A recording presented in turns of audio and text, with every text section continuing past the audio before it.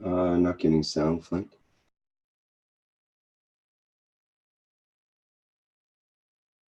Yeah. Not sure what's up. We'll continue.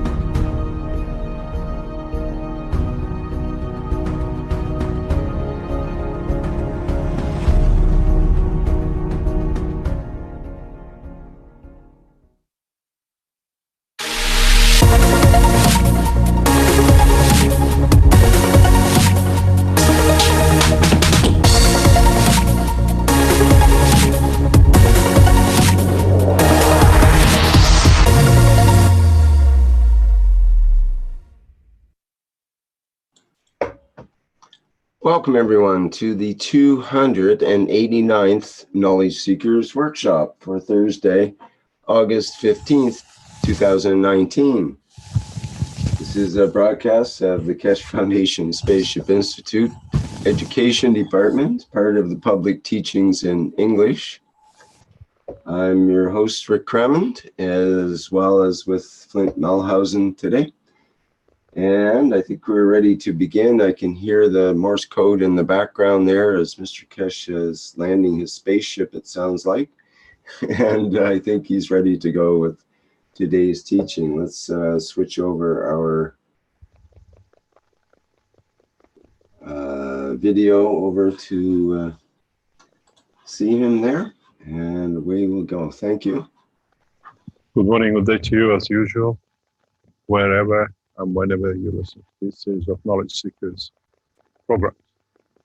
As this 289 and next time the 290, by the time we hopefully reach our 6th, 7th anniversary and upon the beginning of the other, we'll come to understand there is a evolution in the world of science.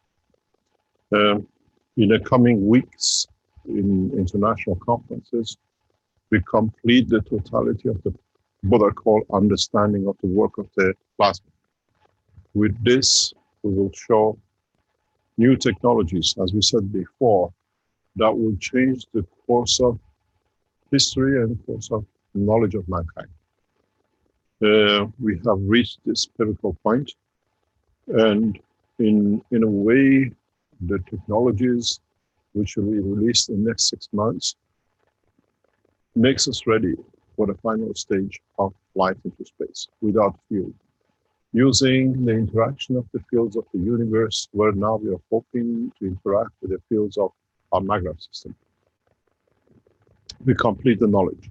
And in that process of completing the knowledge, we bring a lot of unity and a lot of forces on different directions that mankind will move away from matter state. You will understand this very soon as we develop and we progress into the development of technology.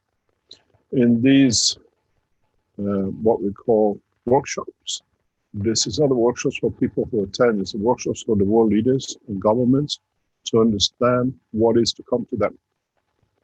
And we had some requests and questions from different groups that would there be a translation in these conferences from English? Yes. We have to know how many will come, and it'll be translated into mainly English to the local language. If you're in Germany or in Austria, it'll be translated to German. If you're in Mexico, we have a translation, live transmission on into Spanish and then Portuguese in Brazil. And everything will be simultaneously translated, that it doesn't need to stop the process. Part of the programs which will be done in the workshops is to bring to understand the change of the course, the change of knowledge, the achievement in the world of knowledge. As I said, many of you always looked at the ganses, but you never understood the work of the ganses. You always looked, you might get something out of it somewhere. But up to now, none of you have gone into the next step. We've seen some people speak about different use of the direction of magnetic fields, but none of the works of the knowledge seekers has brought the dynamic plasma into the condition of magnetical or gravitational. I hear a lot of people, we saw a presentation last week talking about scalar waves and all that, but in reality, this does not scratch the surface. It's another show, it's another dimension. But what happens to us, what is the next step in the knowledge, is to understand the totality of the magnetic fields of the universe, not just what we were used to. We were limited to understanding magnets.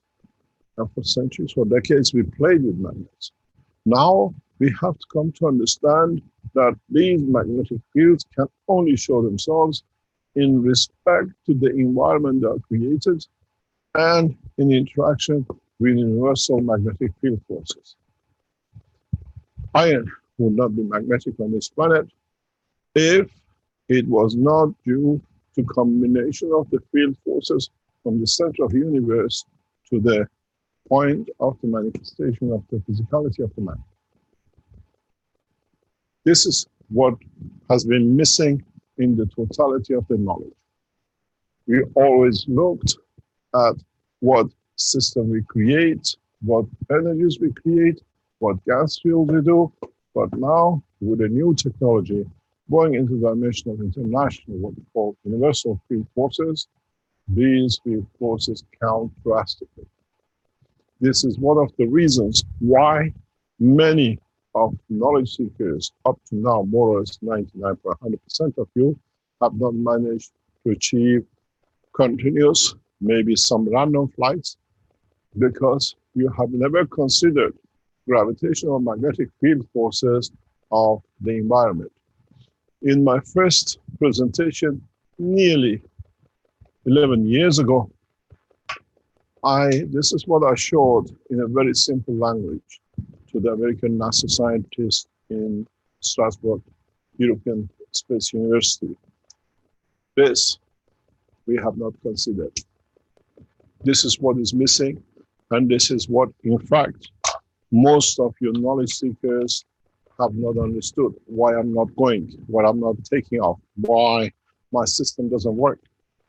In so many ways, when I showed this the first time to them, the head of NASA in the conference, he stood and he said, the game of space technology has changed. He's changed it. Now we understand. It's very simple. We have always created the magnetic field, but we never considered the strength of the field of the universe, the environmental field forces.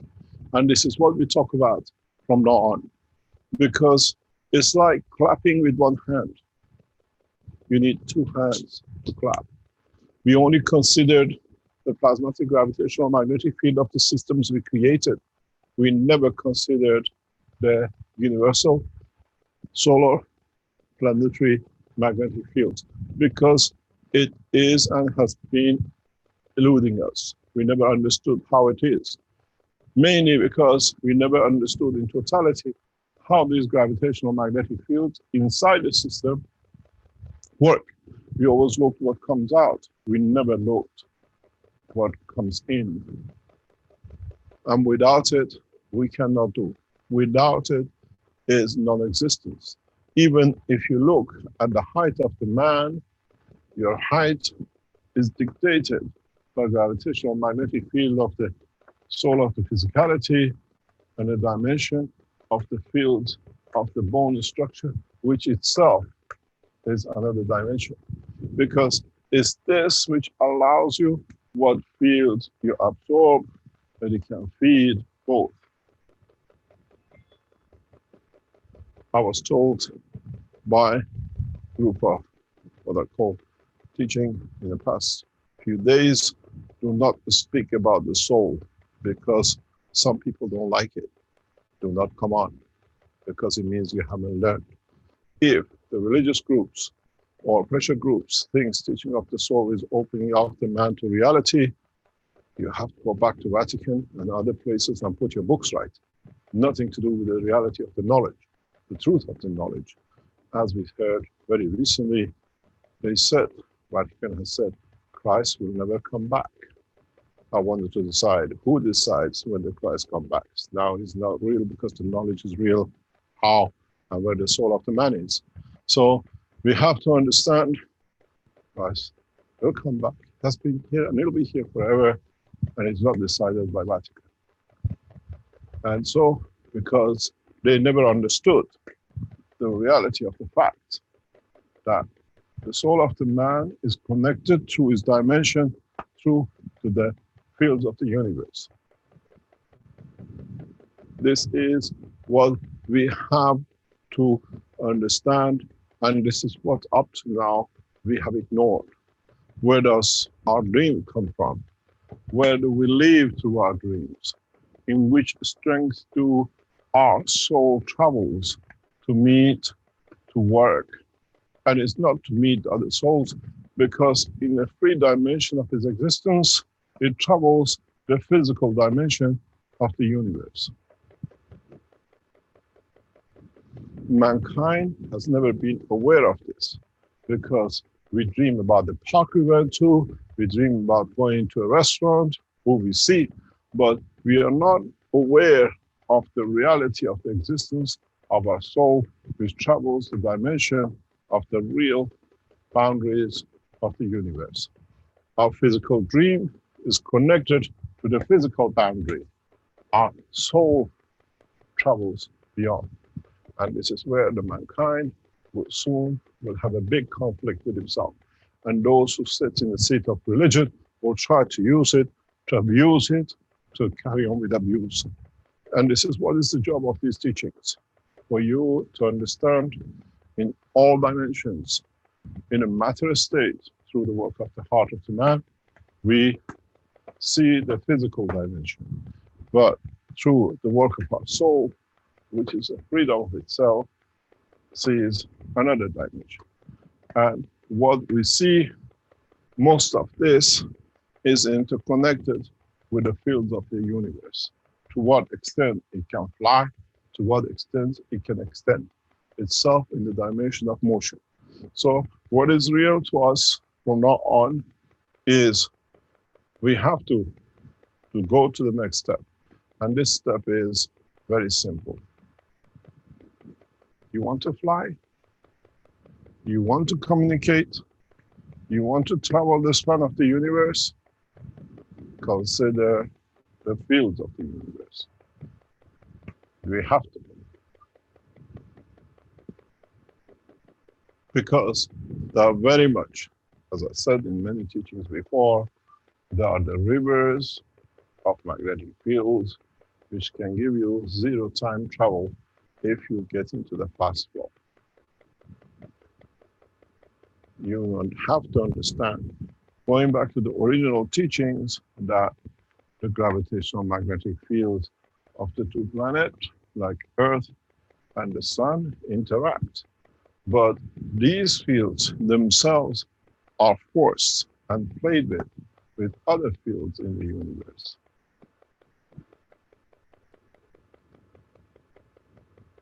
These fields link up in all directions.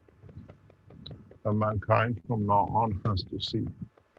And this is something that in the new systems which will reveal in the conferences and in workshops, you will see prominent. Considering the universal field forces, considering the presentation of what reaction will bring the physical dimension and what reaction will allow the soul of the man. The new systems that is going to be developed by mainly knowledge seekers through the work of the governments will be understanding this process.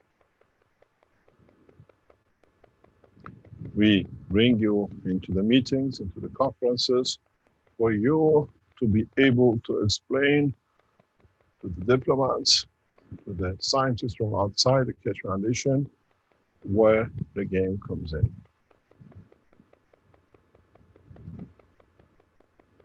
When you create gravitational magnetic field forces in your system, as many of you have done, as I said before, you will see different layers. And in these layers, for example, you see the copper, then you see the water line,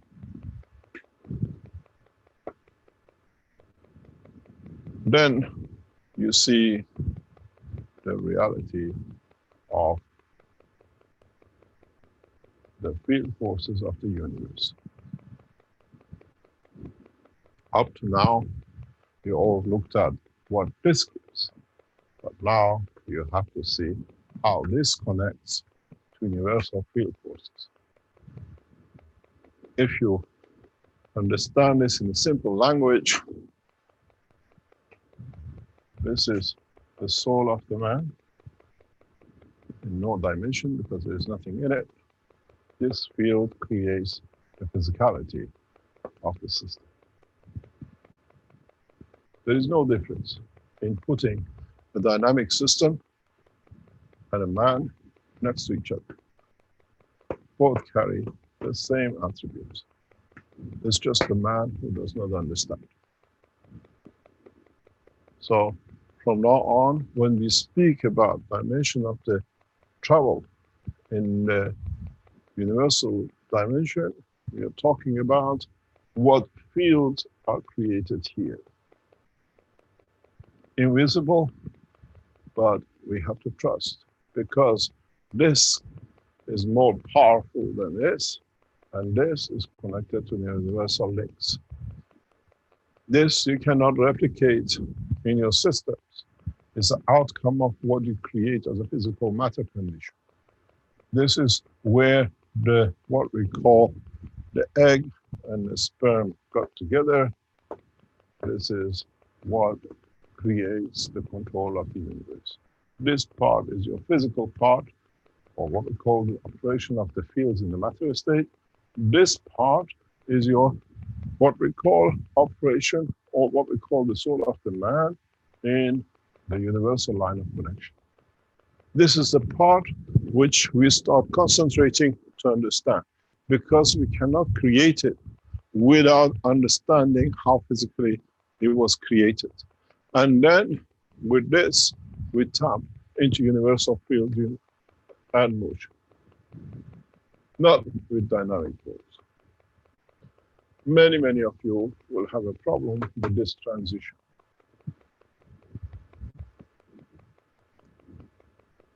Now we can go a step further and literally strip what we call the magnetic gravitational field of, let's say, the gas of the copper and the water away. In a way, how does it happen? How does it work? If you understand your dreams, when you go to dreamland, when you pass a certain level of lack of the field forces to contain plasma, your soul flies. You go to a dream, you go outside in touch and communicate. So one of the first principles that the knowledge seekers from now on have to understand is how to work and be able to replicate what the body of the man does. In the body of the man, the blood flows and contains the soul. As your blood rhythm, blood pressure, heartbeat changes, this thing in a way fades away and the soul is free. And this is where you travel the dimensions in interaction with the field of the universe, the spans of the universe. Now, the problem and the teaching for knowledge seekers is this. How do we change this process?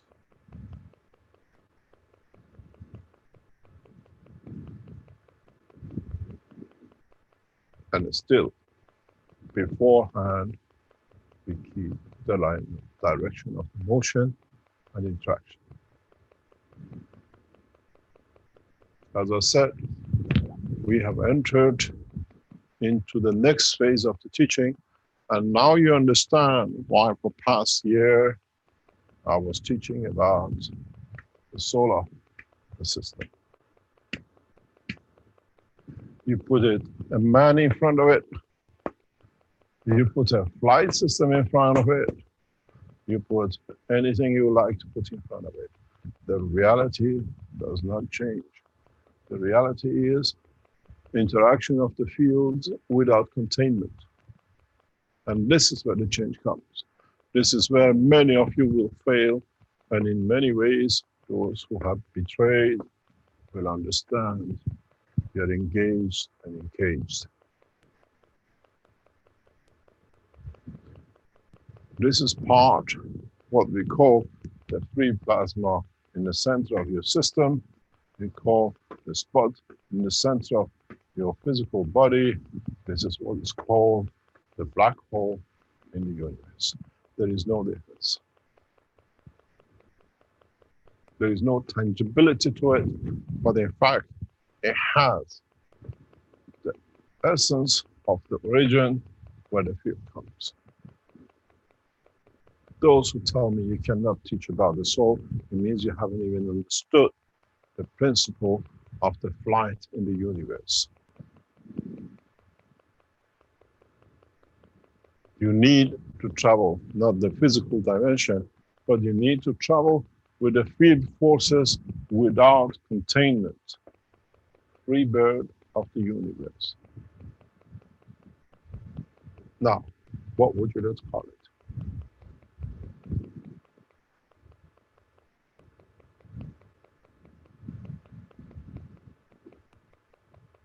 This will be the essence of the teaching and what we will show in the new dimension.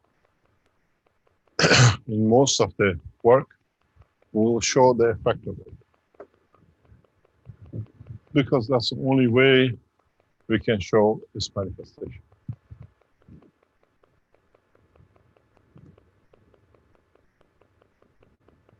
This is where we bring the change in.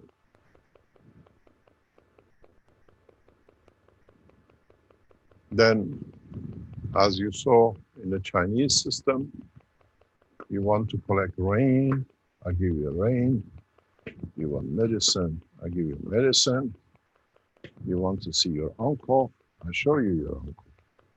And if you're so keen for Christ to say, I am here, that nobody says he shall not return, I will show you the face of Christ. Bless his name.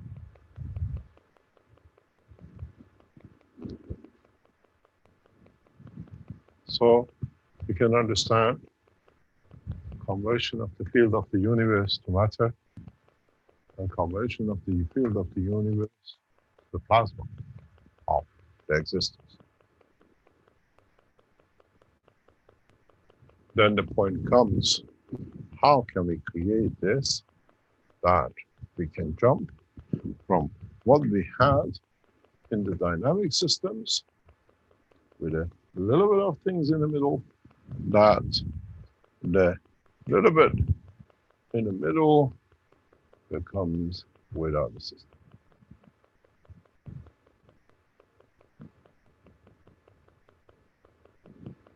And then we progress to the next step. We progress into understand, as I said the last time, we are nearing to this penultimate to come. But then when you understand the work of this, you still just started the first step in the path to universal communication, universal travel, and anything else which you could not bring. Because now there is no containment. Now, if you understood the work of your soul, or what you call your imagination and your thoughts, now interact. No physical body and no containment. And you have to understand, when you work in this dimension, something very, very strange happens for those who are not happy with a lot of things. And one of these is what you say, all the roads ends up in Rome. If you understand this, as the soul of the man, you connect to the dimension of universal field, free motion, and all these end up with the soul of the creator. Would you like to go physically to Rome to see the one they say will not come? Or would you like to go through the dimension of your own existence to meet the man? this is what you will have a lot of conflict. This is how to change the physical jacket will create a lot of problems for those of you who have abused.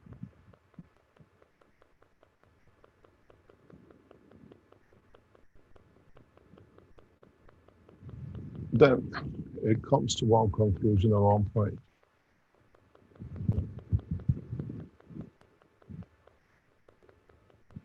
This is the soul of your system.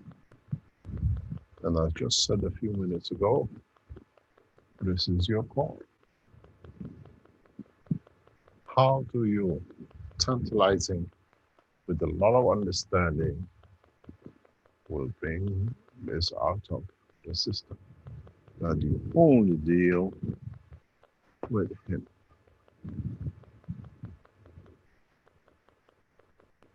And then how do you play with the system that you can put it back in its place when you want to? This should not be strange to the man. This is when we go, as I said, to sleep, and we let the cage open, and this is the time when we wake up and we, what we call, engage the soul of the man in dimensional physical. We copied the motion of the universe, we copied the bird, we managed to fly, we copied the work of the field of the universe, we managed to create motions and some fields, and now man needs to learn this. And this cannot be done without understanding the totality of the interaction with the fields of the universe. Then the soul of the man is free and can manifest itself in any dimension.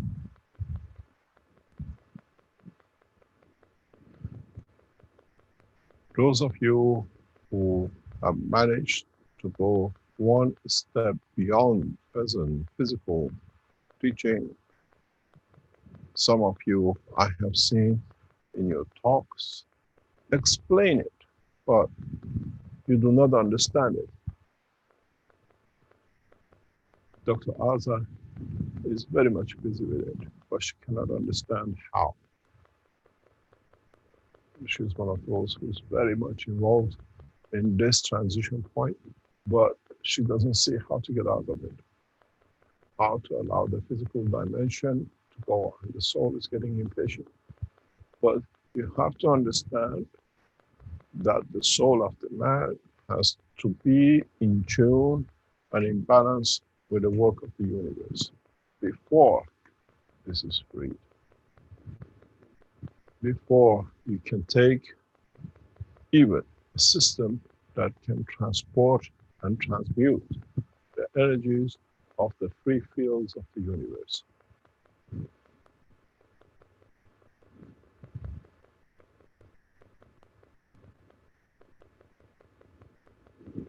How, to what extent will it follow? Do we draw a parallel line, or do we start with a snapshot and see what it fits? Are we in the right strength? Is this where I want to go?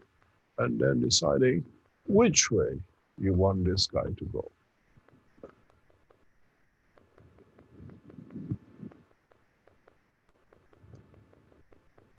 In so many ways, the knowledge is the knowledge of the universe. It's the knowledge of creation, and it's how everything has moved.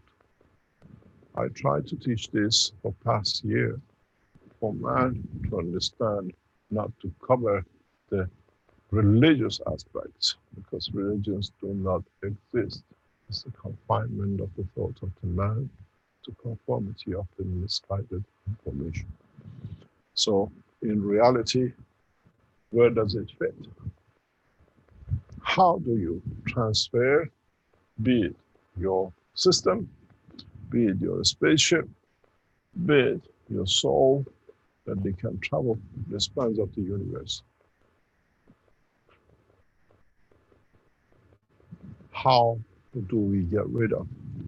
How do we overcome the physical dimension? As I said many times, I'm ashamed to be in the body of the man, as the soul is free to the universe. Now, how do, as knowledge seekers, you take the step to move to the next level? How do you extend your knowledge to understand it's you who has entangled itself in this process and not the universe? And then, one thing is left for many of the knowledge seekers in the coming time. I understand the work of my free dimension. I understand the interaction of the fields of the universe.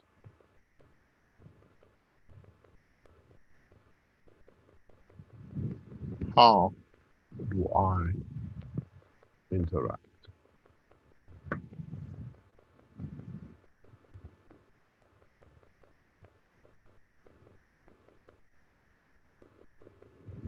How can you get rid of that cage?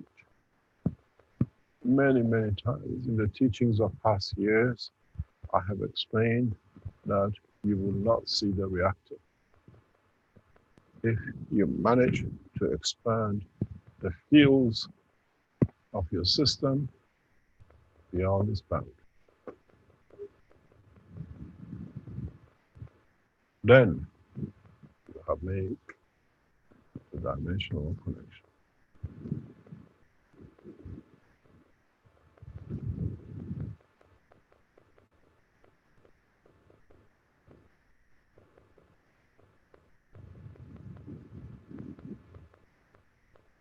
The question comes that if there is such a process, is there a face and a dimension to the totality of the soul of the universe? Does the Creator have a physical dimension to manifest itself? And what does itself manifest into to confirm its existence? Or is it in reality the totality? I made man in the image of myself.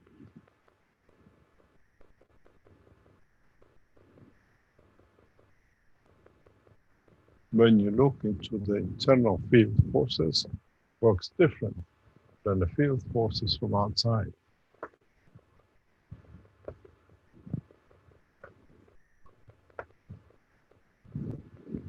And this is the part that none of you knowledge seekers have up to now understood the working of.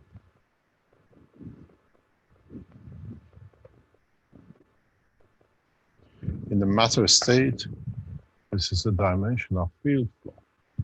In the dimension of free energy transfer with no dimension, is totality of the fields in one dimension. Because one is part of the other, one is built from the other, and one exists within the fields of the other. So we are part of the Creator, and the Creator is part of us. In the matter state, you have north and south and you exist. In the dimension of creation, the true creation is the dimension of inclusivity. When you're inside, you're part of it. You don't need to be linked to or to link to be linked on, or trying to achieve to the point that you can gain from the other dimension bigger than you, because now you're inside it. It is you who gives life to it, and it's it that gives life to you. And for many of the knowledge seekers, and many of the men on this planet, this transition will be extremely hard. then you understand why I made man in the image of myself.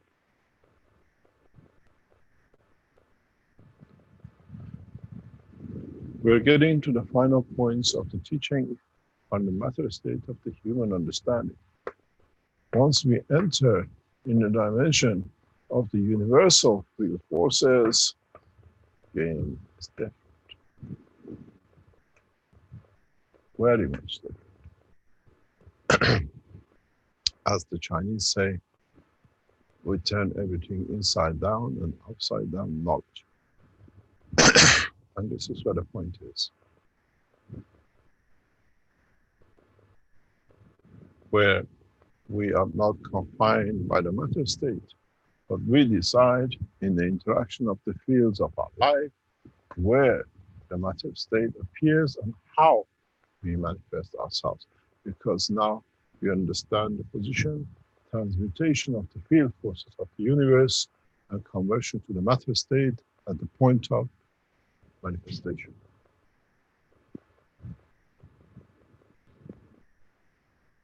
Many of you will start testing, and many of you will find out the first guinea pigs of these tests is one thing. And surely will not be your physical life.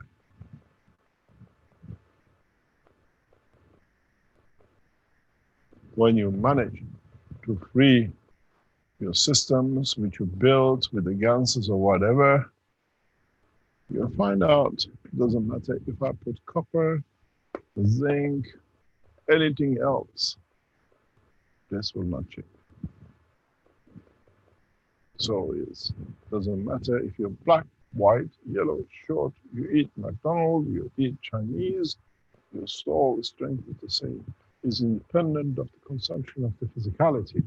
So shall be the soul of the man. And so, in the dimension of understanding, your reactors will not count.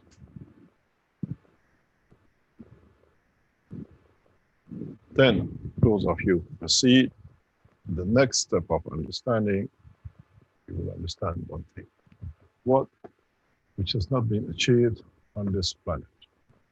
A number of you in the dimension of your soul will interact to the dimension of the free energies of the universe, and very much you become satellites to enlighten the totality of the soul of the all beings on this planet. Those of you who attend the conferences, you will understand these and you become part of it. That's why many of you don't even dare to come, because your soul is aware of your misconduct. You remember what I explained when we create the spaceship, many of you will walk away because this is the reason.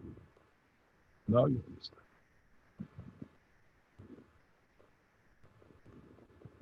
There is no more punishment as you punish yourself with your own misconduct.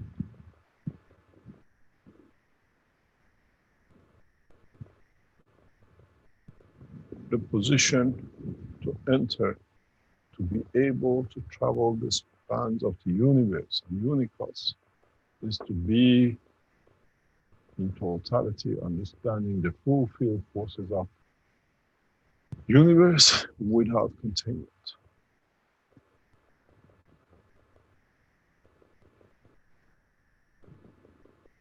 And this is very difficult for the physical man. Extremely difficult, because in everything he has seen to get the confirmation, in everything he has touched to confirm it, he's tasted it, he smelt it. Now, how am I going to taste, see, understand, and trust in what I see is the dimension of the universe. There is no physicality to it unless I want to make it physical. In the dimension and the strength which suits me and evolves in the dimension of my soul.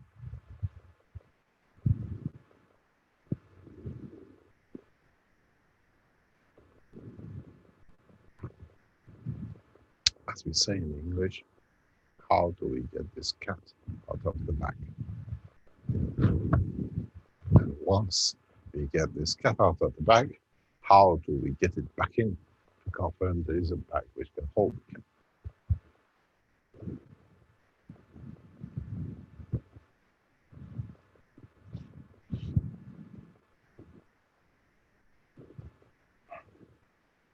Those who say we shall not return and it doesn't exist, they're explaining what is about to happen to them.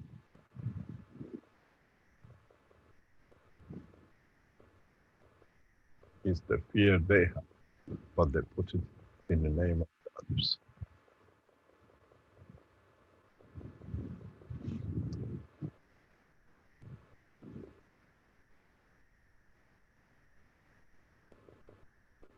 When you deny what created you, then you do not exist. And when you deny the one who brought you, for you to confirm that you can carry on with your abuse, you have in reality finished the process of life for yourself.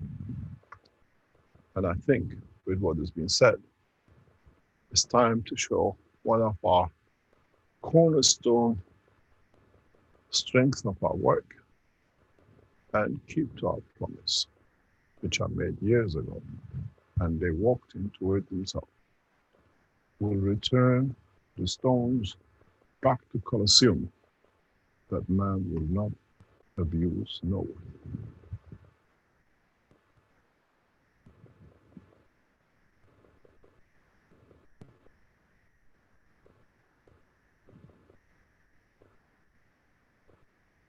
The only thing is, the true followers of the soul, of those who promised, will take control of their promise. The change of the position is real, and in time, very short time, you will see the effect of it. In some of the workshops, we allow you to see this elusive image will become a reality of the physicality, because your physical dimension knows the secret of both, and then you recognize.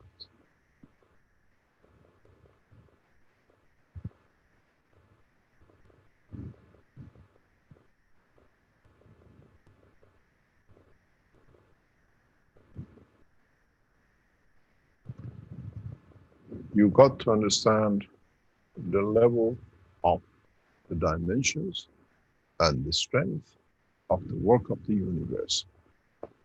And that is, you started with a matter.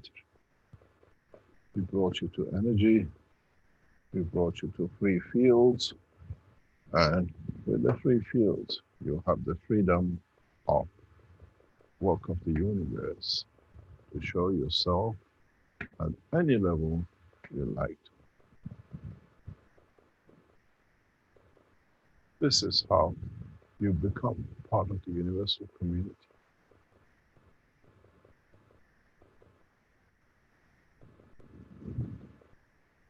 Because it's you who makes that communion.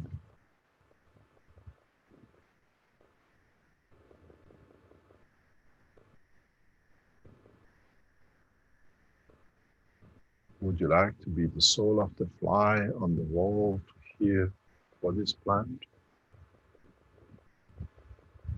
Or do you need to be the soul to hear the voice of the universal souls?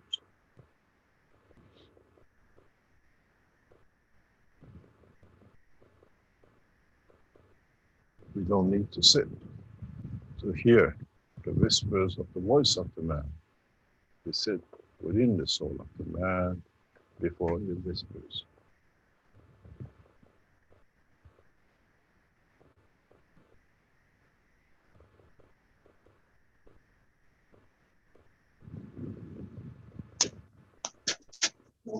Somebody's microphone is open.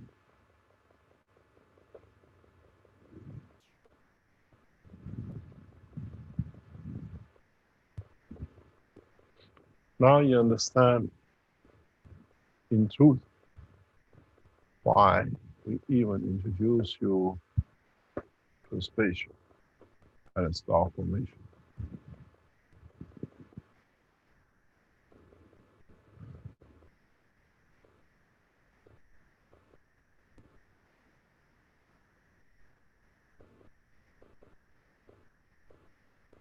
What does this mean? What does it do?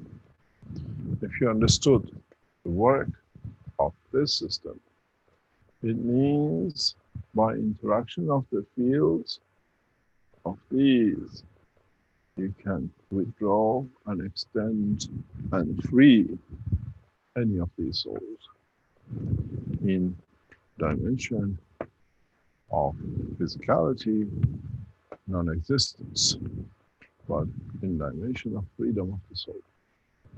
So now you understand the new meaning in the structure of the universal flight systems. If you go back to the teachings of the original teachings years ago, we always spoke about the free plasma.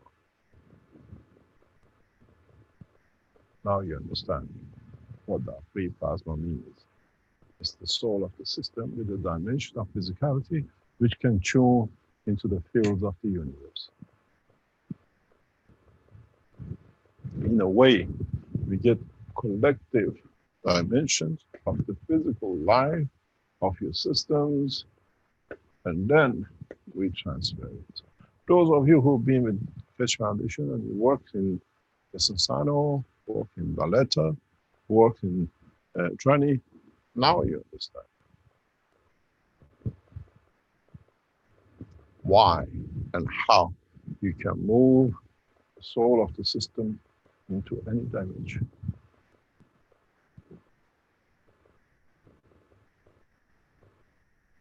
In so many ways, what you're left with is three poles. It's you who has managed to bring the fields of the soul outside. Those of you who move into the dimension of the free flow fields of the universe will come to this very easily. And then, by understanding this and going back through many of the teachings, you understand how you free your souls, your control of the non-physical dimension out of the physical body of the man. And then, goodbye to the dimension of the physicality.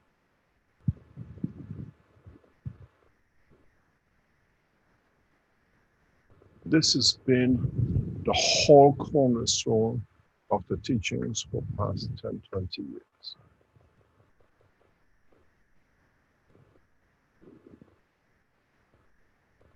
Existence without physical dimension.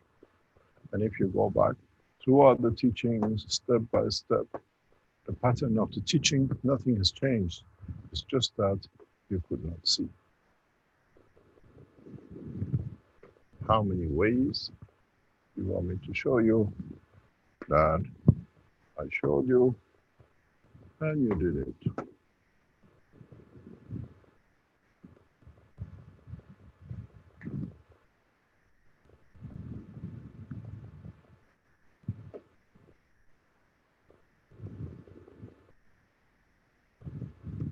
You took the system, you took your flight system, and look, my teaching has been continuously exactly the same.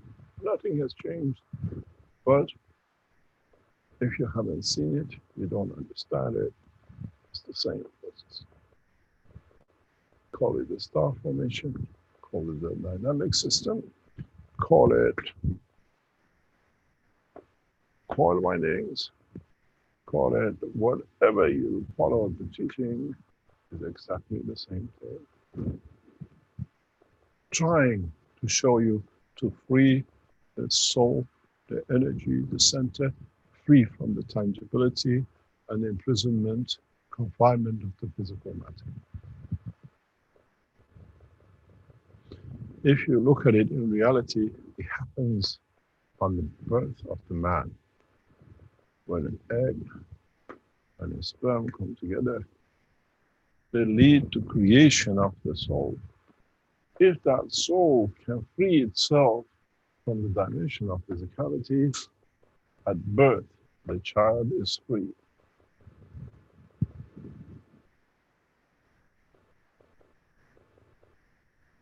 If the dimension of physicality cannot contain itself, it leads, because of due to field forces of the environment existed, multiplication and creation of physicality.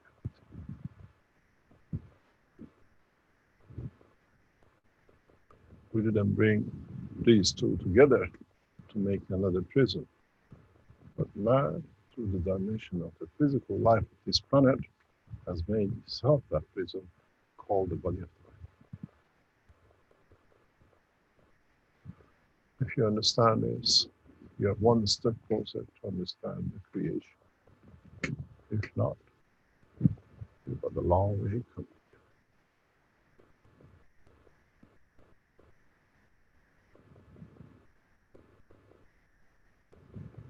The problem is we have, at this moment, even problem in measuring one Tesla, one strength of the magnetic fields, which is much, much stronger than even the fields of the universe.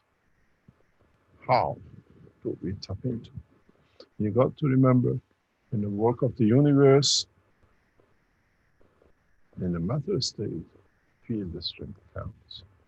In plasma, or in a free dimension of the fields, equality plays a bigger game.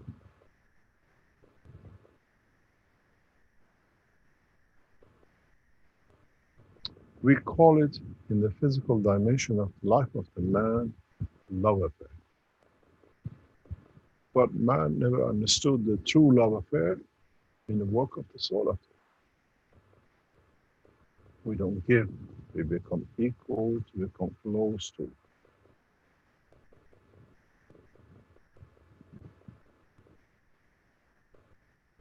Then we can travel together in the dimension of the creation of the life in the universe.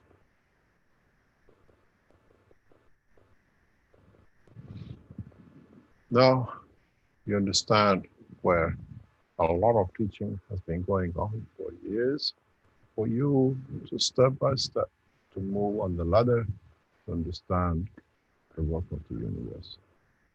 And I think, as a teacher, I have taught you enough that many of you are ready to go for a test drive.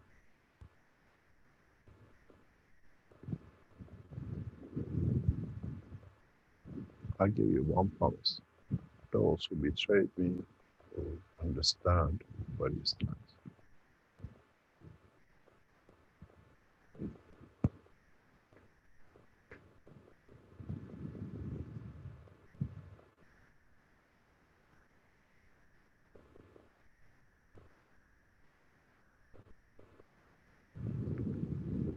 You got to realize and understand the universal field forces, the galaxial field forces, the solar field forces, the planetary field sources, the conditional matter field sources, before you can understand the field forces of the universe, that you can connect to anyone at your will.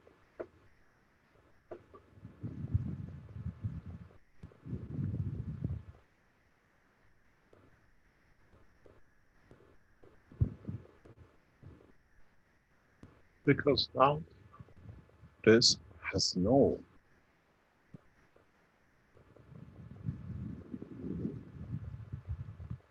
cage to confine.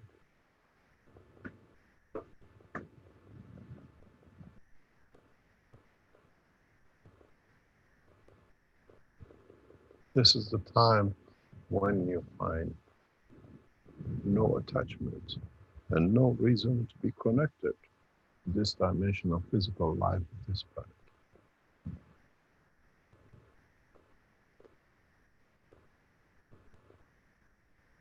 It's within the soul of the man.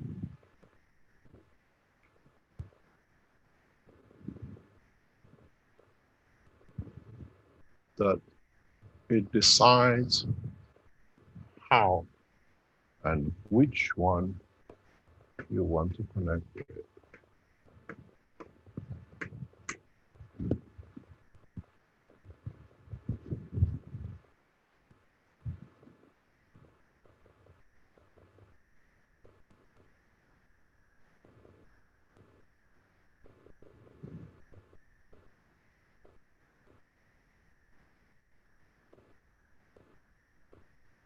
Now there is no mystery. Now there is nothing hidden for man to be able to decide by itself which way, how, and where, and in which point of the universal condition it wants to manifest itself. Your problem up to now has been how to open the cage. But I explained to you in teachings in how, when you go to sleep, you release that cage. You open a certain amount to a dimension, which means your physical dimension still decides on how much of it you are going to travel with. But there is one beauty with it.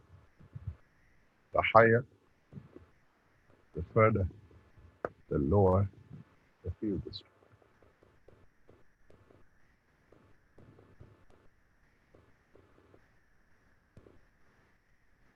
Then the real war becomes the total detachment, which means you don't carry anything.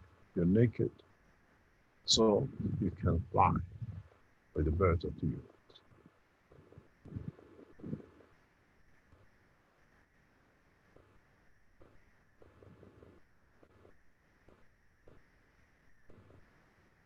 If you go back in the Chinese flight system, they clearly show this, but most of you did not understand. In the system control of the flight system of Chinese, you saw flying cores. Why? Because if you look at it, these continuously move position. But is the center soul which dictates the field that it follows. At this point, you create the physical dimension of the water, but at this point, you create the physical dimension of both. It does not matter where you rotate. It does not matter where you manifest yourself, at what position and direction, you will take the shape in respect to the soul of the man and the dimension of existence in the soul level and not the physical matter state.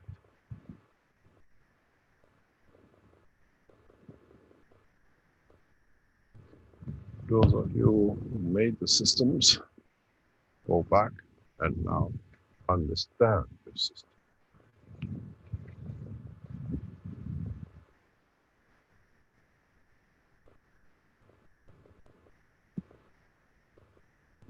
We have devised many technologies how to take the soul or to be able to control the soul, what we call the center, within the dimension of physicality. In all your reactors, you have to be aware of it. How to confine it with the field forces, but not matter state.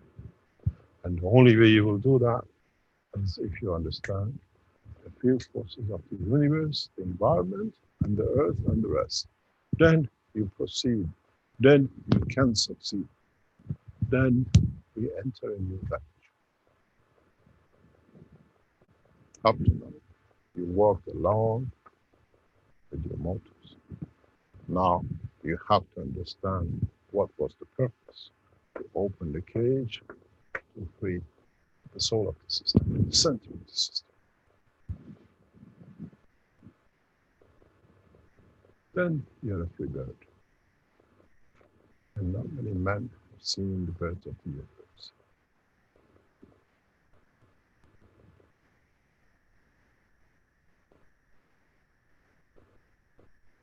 I think the first man who saw the free space, part of the first series of knowledge seekers like Rick Ramet and the others, want to go back to the board and see what that means. That with creation of this, I did not manage to free my soul, that from it I gathered the knowledge of the universe. Do not need to attend to the knowledge seekers. Now you understand how we have developed and kept things in so many ways out of the imagination of the physical dimension of the man.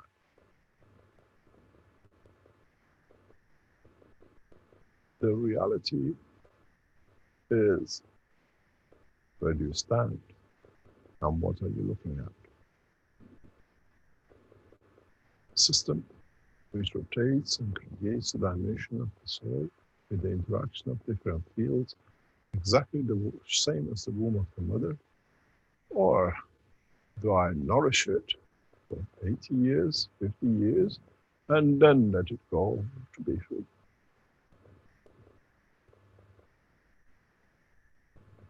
Or I decide, through the understanding and the language and the confirmation of the existence of the soul of man, where I want to go, as my soul has access to the whole knowledge without the need for the dimension of physicality.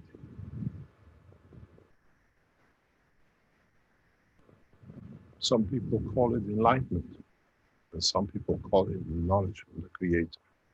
But in fact, the creation is created through enlightenment, by the interaction of the field of the Creator with the souls of physical dimension of the physical man. But it's with soul and not with the physicality. I think, Rick, you're going to go back to the board. Let's start pulling this guy out.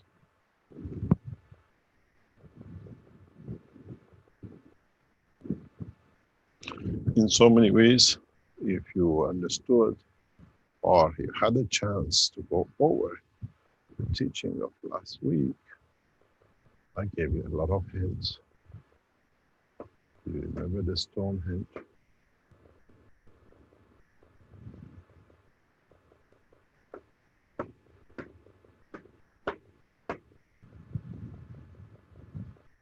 I keep on giving you references, dimensions and directions, but Keshe Foundation knowledge seekers are focused in one thing. You can't fly. You want another prison? You're quite welcome to it. But that's not for me to put you in another prison. I'll teach you the freedom of the universe, which is the free soul of the man.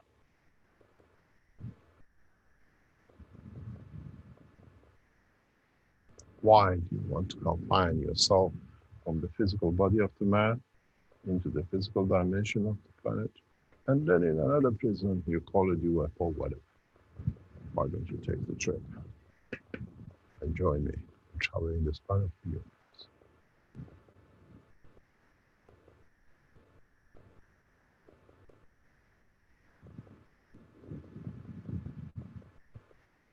You have all the knowledge. You're not short of anything. It's just lack of confidence and understanding of the totality. That's your problem. Any questions?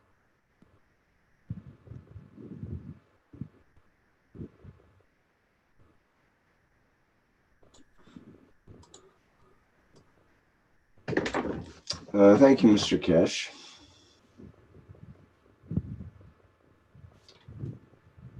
I'm trying to, I'll remind the attendees they can put their hand up here in the Zoom chat and we can allow you to speak. Let's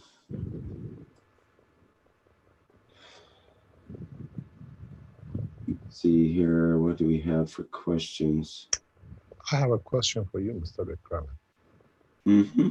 What are you going to do with the new dilemma with your systems? I don't understand. I couldn't understand the teaching today because the sound was so muffled. I missed a lot of key words and I just couldn't follow along. So I'm not sure what you're speaking of actually, and I missed the that part of the teaching. Ah, so you mean your soul wasn't ready to hear? Nope, I'm not ready to hear. I'm having to put on my soul ears today instead of hearing the physicality. So I just given up on the sound system, and this is just so unprofessional that I'm embarrassed somewhat that we are so disrespectful of your voice, Mr. Keshe. So I'm very sorry that we're not able to translate clearly. Pardon me? We get it very clear on our side. Not to broadcast. It is very muffled, very bassy, and it's rubbing it. The microphone is rubbing against your suit, and we hear a lot of breathing and rubbing and muffled words that we can't hear, especially when you get very close to the screen. There's some interaction between the screen and the microphone. Maybe the microphone is too far away from the broadcasting part. Maybe you have to move the other part that the microphone picks up on closer to the screen or something, so there's less distance there. There's a lot of issues, let's say, that need to be worked out in order so that I can pay attention. Otherwise, all I hear is the distractions rather than the words. I just can't focus on it because it drives me crazy. It's the same thing we've been dealing with for 5 years, Mr. Keshe. It's time to get professional with this and not blame it on God. It's us who are not providing the service for you. We need to support you. And this is my thing that I'm saying, and I've said this for 5 years. I'm saying it now in public. We need to support you better with a professional system that's clear and precise and has good video instead of this really crappy video that we have right now and the really, really bad audio. So this has to change. Otherwise, I'm going to have to quit because I can't take it anymore. Okay, that's good. In so many ways, we still go back to what we say without teaching. In trying to develop the understanding of the soul of the man. And there is always problem with the physicality of in each dimension. So, anybody, any question except the bad voice? Mr. Keshe, can you hear me okay? Yes. Hello, this is Dimitri from private class. Could you please expand a little bit on what you termed as the magnetic rivers? You're talking about wormholes, yeah? No, we have no worms and have no holes. Could you expand a little bit more on magnetic rivers, please? The process of the magnetic fields is very simple. The fields of the universe start in a center. And they have, due to dimensional rotation, a field flow, which gradually, as it opens up, it becomes very much, if you look at it, straight fields at the edges of the universe. And in this process, the field flows in interaction with the next set as it expands, create new fields. And these fields interact and create new fields. And these have very much direct connection with the center continuously. And these become what we call the rivers.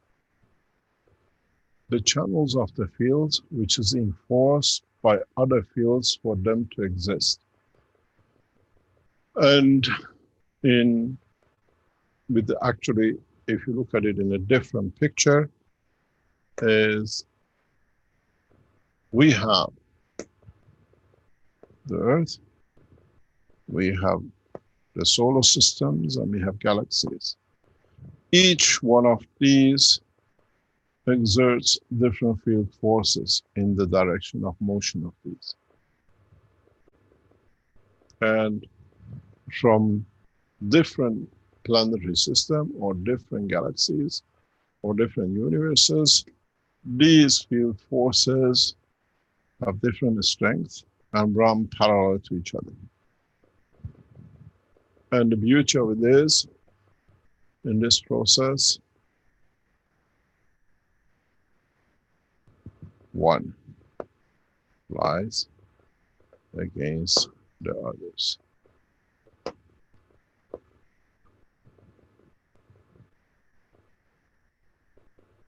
When you decide, when you extend the knowledge and you go further,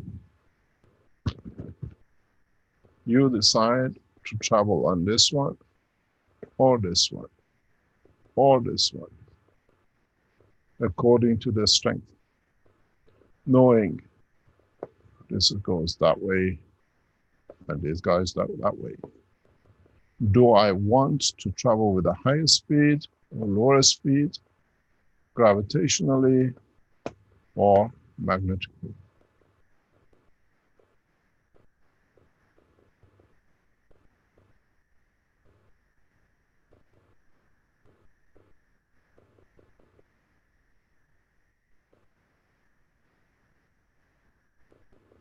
Then you will see, even between the moon and the Earth, between the sun and the Earth, between our solar system and the galaxies, you have the same proposition.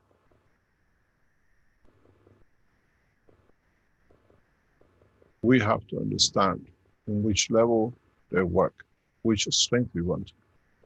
There is conditions that you get bending in the field according to the other fields, but in general, the field will follow the bend.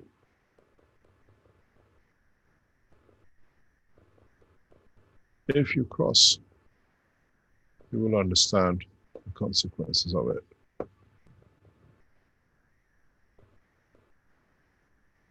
And usually, this has a beginning and has an end. Which way do you want to end? Or you travel to a point and you can come off, move into another one. These are the knowledge which the man has to gain in the coming time.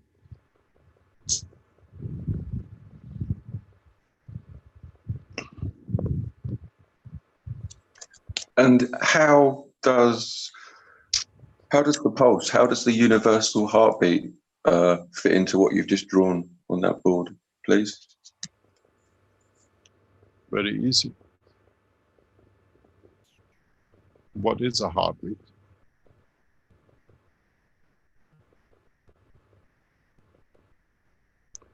What do you explain as a heartbeat?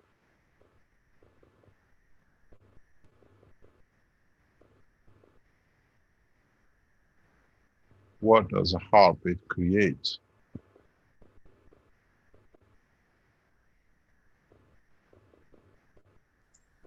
Is the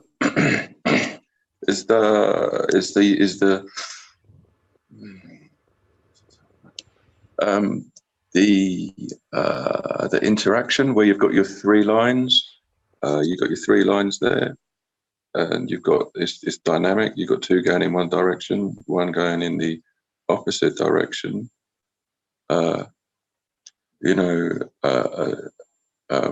It's the interaction between the three of them. No. Can you? You see, Can the you? problem is the heartbeat is sub to that. It's the heartbeat that creates that. So it can't be.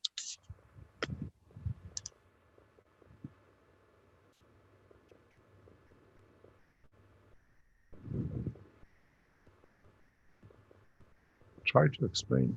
Maybe you understand.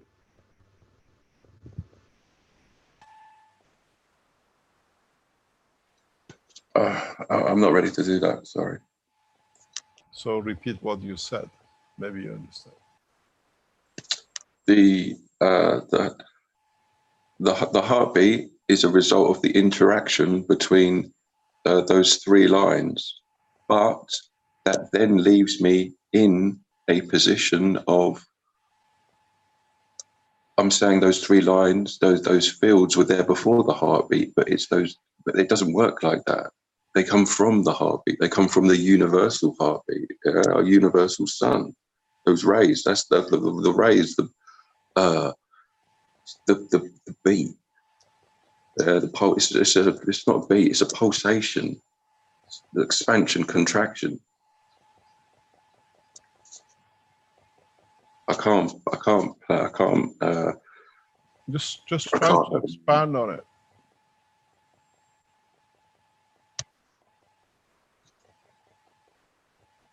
Like I said, I'm not ready to do that at the moment. Sorry. Oh, you're very ready to do that. Just carry on.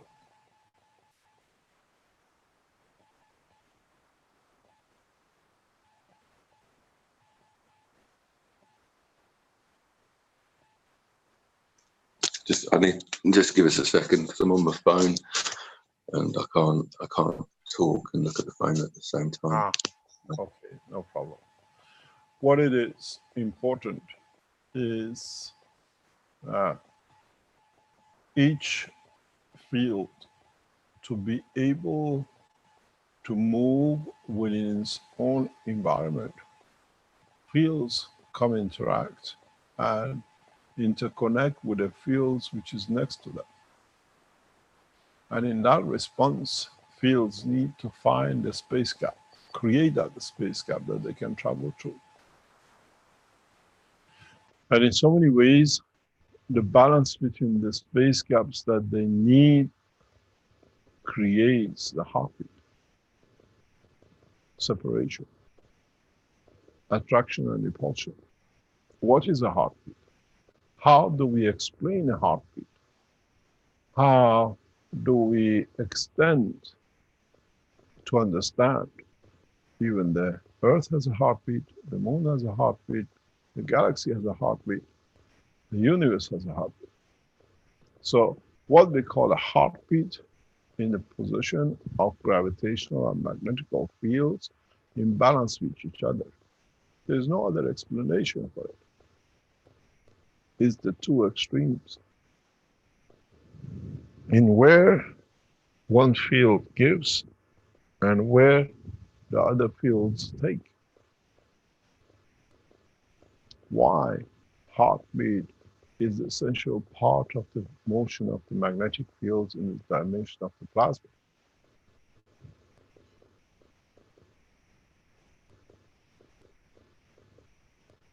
Why do we extend this to this level?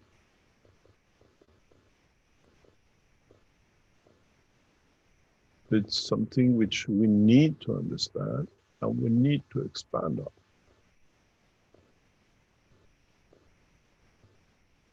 This is part of the knowledge which is missing and we keep on repeating and going back on. Why the change of the heartbeat causes the demise of the man? Why, when you go to a Chinese doctor, the first thing he measures is the beat of your heart in respect to the other organs of your body?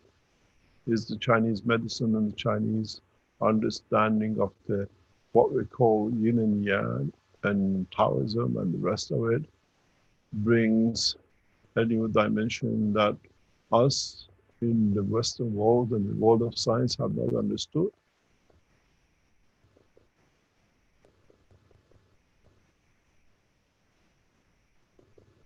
what is the cause of the heartbeat. It's not just exclusively of us. Animals, trees have a heartbeat.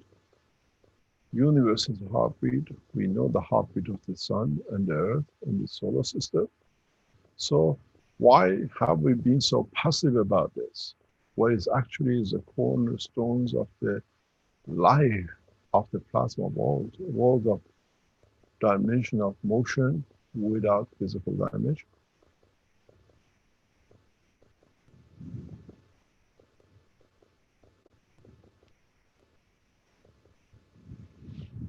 To what extent have we missed the essence of the creation?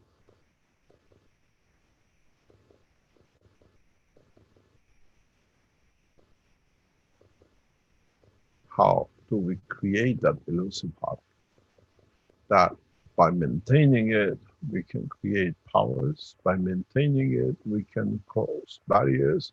And by maintaining it, we can open the confinement of the physical body of the man.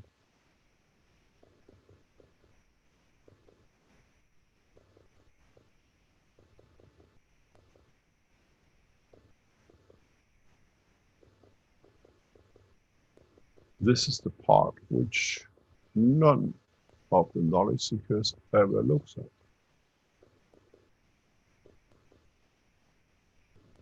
What leads to the creation of the heartbeat? Why do we have the heart?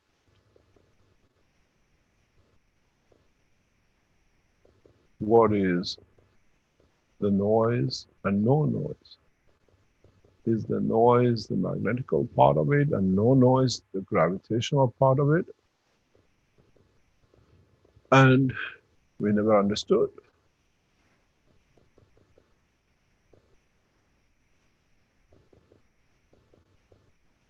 Why in that process of what we call the heartbeat, we have the pull, the pressure, and the motion of the plasma, what we call blood. If you look at the magnetic field forces as on the board of the universe, there's no difference than your blood flow in your body. Where the heartbeat brings the flow of the blood in one direction, and the same heartbeat brings in or moves on the lymph to feed it. It's the quiet part of it, the point of the feeding on the matter state of, and the noisy part feeding to the fields of the plasma of the gaseous part, or gaining part, the softer part.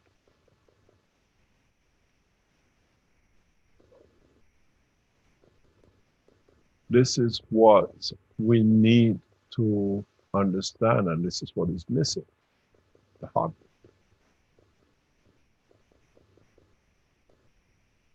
And how is it created? Why creates it? Why is it different between different systems? Why does it become lower and lower as you become in a bigger physical dimension of the strength of the flow? Mankind always looked at the very high frequencies in the heartbeats, where the universe in the expansion of its totality works on a very, very slow and a very, very faint. Is it the reality that when we work with a very slow, we have less friction with a narrower band, and we can, what we call, scrape through every hole and every space in the magnetic field of the universe?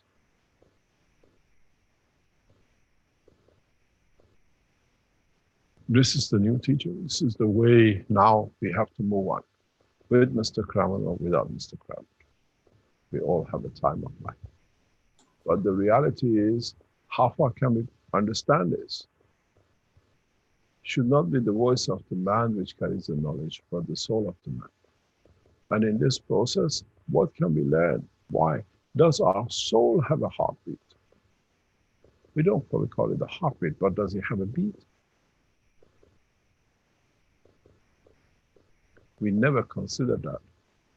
If our solar system has a heartbeat, if our sun and the earth has a beat, our soul should have one too.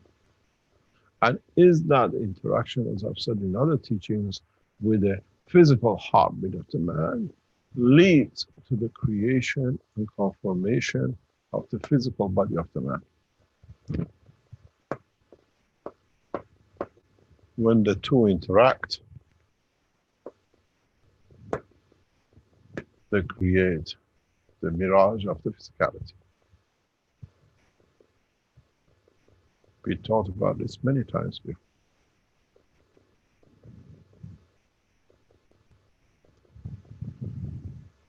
In resolving the understanding, it is easier to understand how the field forces interaction leads to what we call sequential symmetric, but very much acoustic.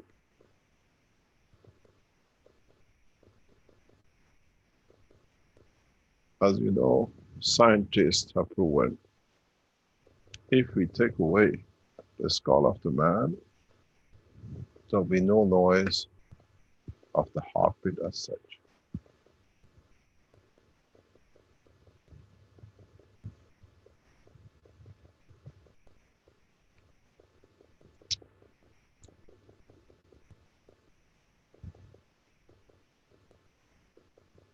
This is what is missing from the knowledge of, and answers you in so many ways. In the interaction with a specific strength, you create physicality.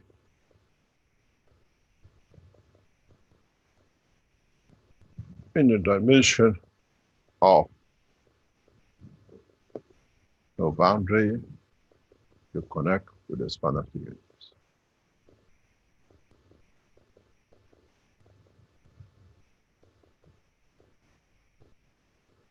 If you look at the shape and the structure of the skull of the man, you'll find some amazing things which you have never understood. Why do we have certain holes in certain directions and we have certain shapes? Why do we create the direction and the position of our nostrils and the holes to enter the dimension of the soul of the man in the background?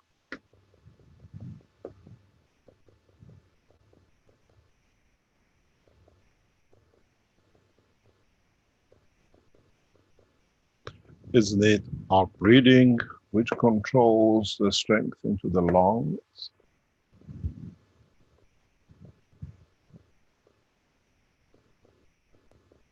Where in fact comes the manifestation of the physical life.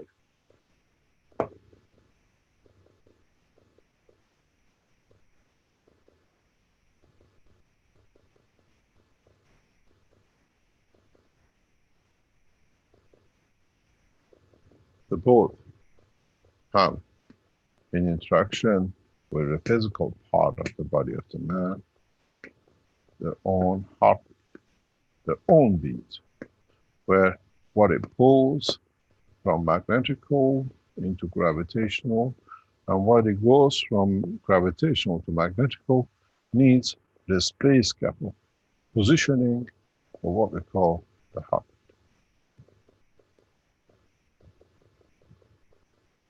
And in this case, leads to the creation of the physicality of it.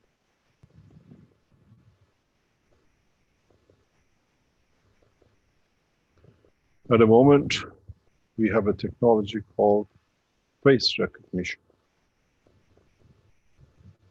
If, in the next steps of science, the scientists understood the explanation of today, position of the soul of the man, and position of the center of the heart of the man will give unique position of the man to understand who it is in a dimension of the universe, not by seeing the physicality. What we call the soul recognition.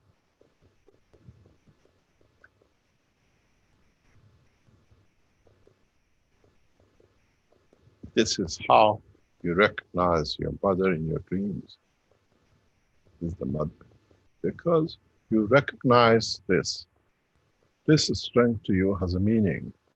It's the one I know. I call mother. Then when it comes to understanding and conversion of the voice into the feature of the mother and how it will be.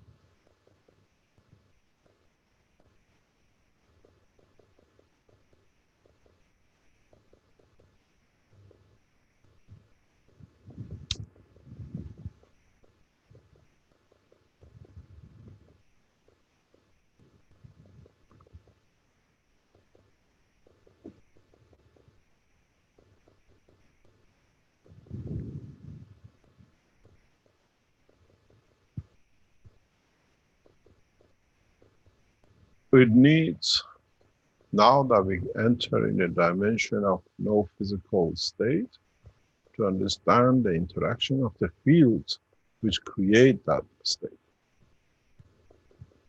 It's not anymore magnetic fields or gravitational fields. It's not anymore one field or the other. It's a collective and understanding the totality of the knowledge.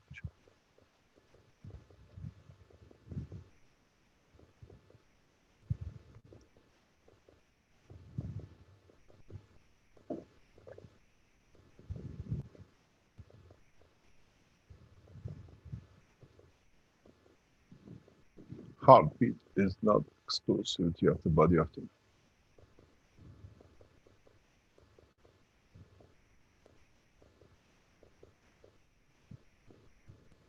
man. Any other question?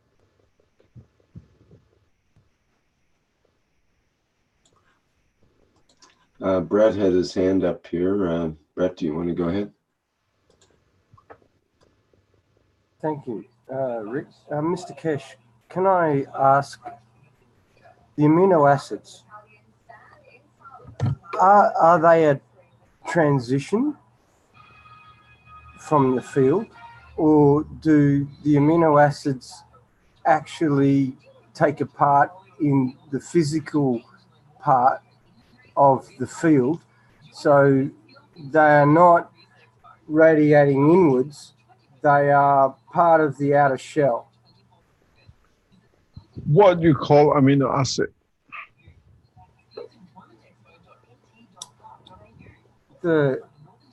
What do I call the amino acid? Yeah. What does amino acid means to you? Well, I'm thinking,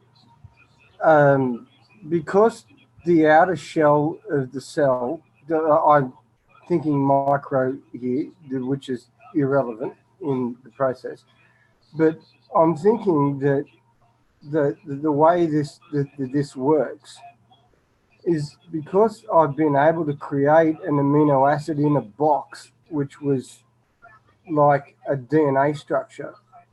I was thinking that the amino acid must be in a transitional state in between, like little fibers that are coming out of the center, because if they were part of the outer shell of the cell, then it doesn't kind of make sense. So that's why I asked the question.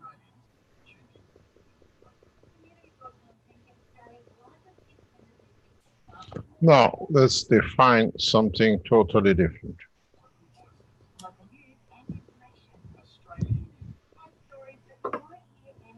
What do you call amino acid? The amino acid on this planet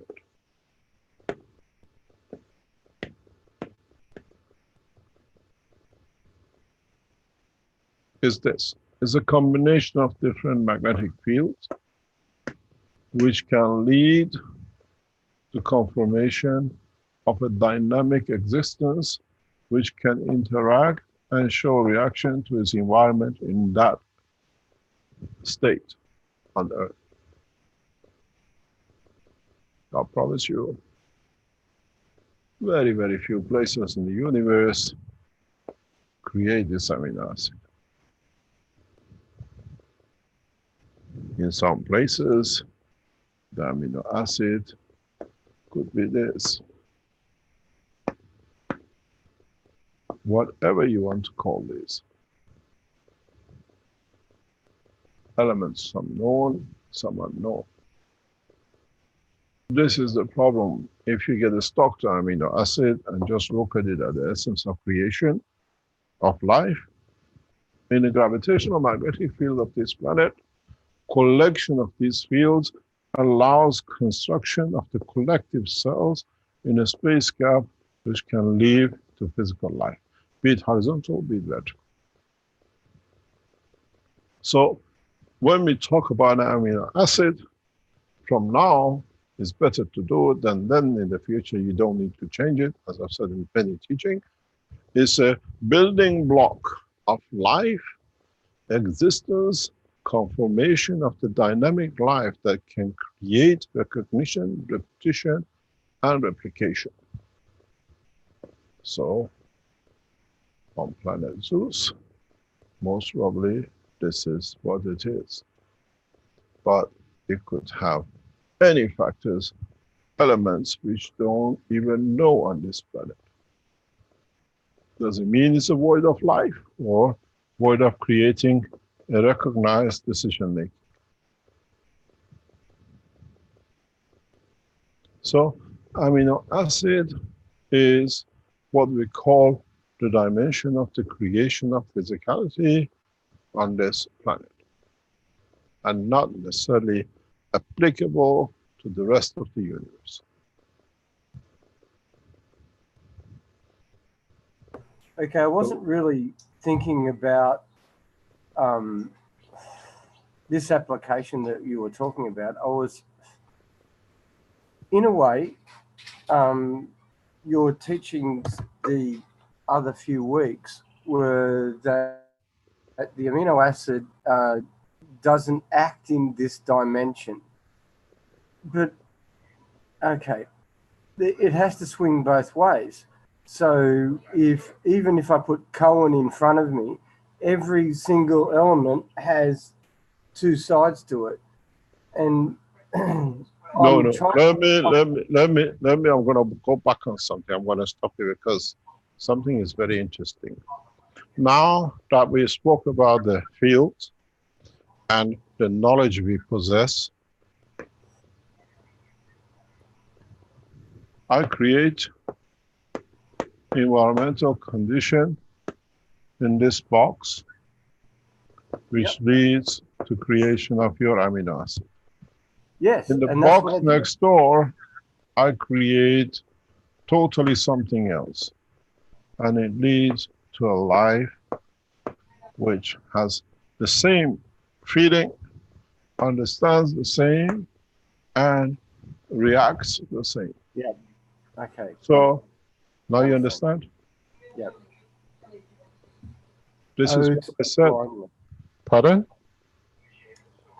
Oh, too blindly. Now you understand. This is what I have said in teachings in the past, that in time, we create the condition of the destination which the soul wants to take to manifest itself. How do I look when I arrive there? Can I handle this shape? Is it, or I'll be strange to my own physicality? This is a very hard job. If any of you go through this, you feel the fear.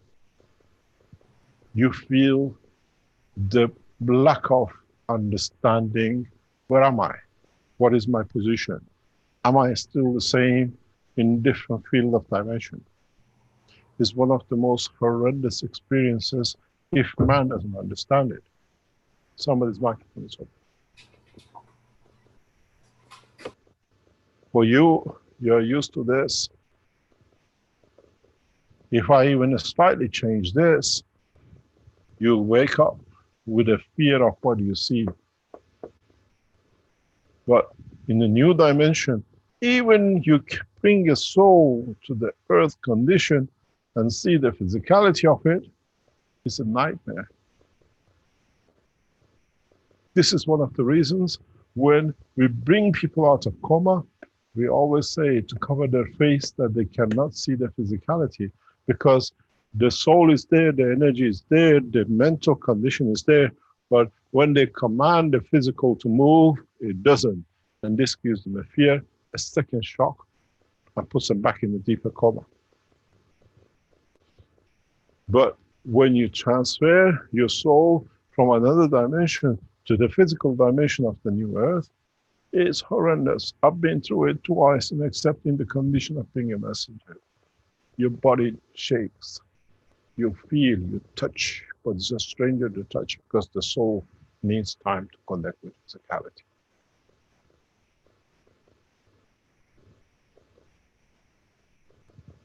You feel the hand, you feel the body, but it's not yours. It's not something. It needs time to interconnect, to fit in the soul with the dimension of physicality. I've been through this 2 times, and it's horrendous. And I've seen this with the coma patients. I know how they feel. Mankind will go through this. How do you react in the other dimensions? When the soul is present and you've got to fit in a new glove of the physical dimension and the point of arrival.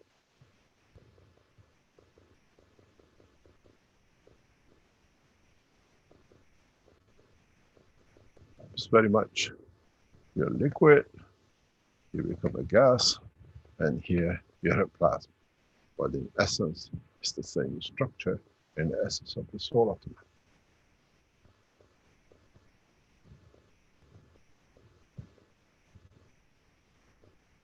When you accept new dimensions, these are what you've got to be.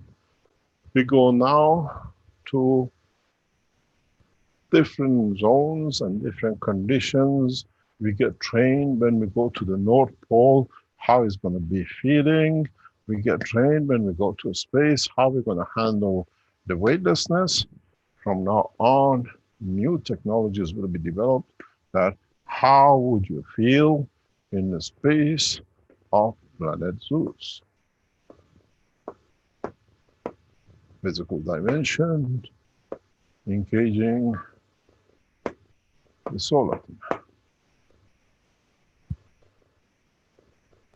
In essence, the soul from North Pole to the free flow and to the universe, it's not changed.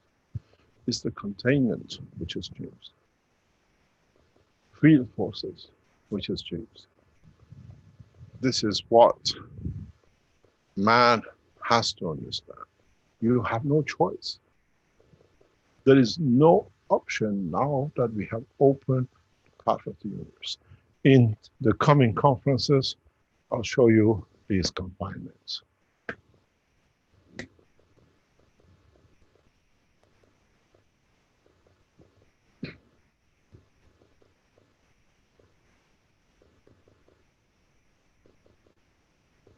Can I ask one further question? The DNA, I just can't get it out of my head. What is a DNA? Yeah, but the DNA structure is a bunch of these stuck to each other, different way in respect to each other. Yeah. So, And do you want to stack it on planet Zeus? This is what I see is that everything is so connected in a way that They are connected, not in a way. They don't exist without each other. But you see, the way that I see it is that the field forces of the universe or of the planet, say Zeus, when we go there, those field forces are different. So it acts upon the DNA, which then changes us.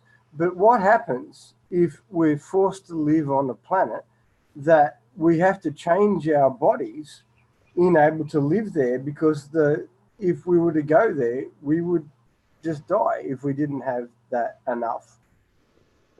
How Of and a level why do you conscious. think that? The soul just- of the man is the provider of the totality. What's your fear? It's not for you to decide. It's already set. It's part of its structure.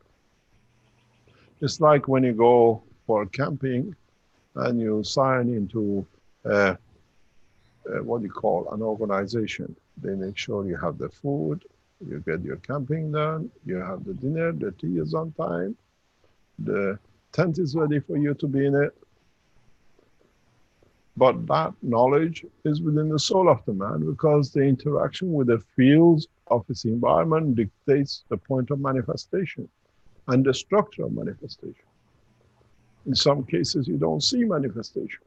We see this clearly. The more man becomes educated in the space technology, you will see, we have seen in upperest levels of this planet, on the boundaries of the certain strength field of the Earth and the solar system, we have creatures which don't have any need for physical dimension of the bones and muscles, but they still function.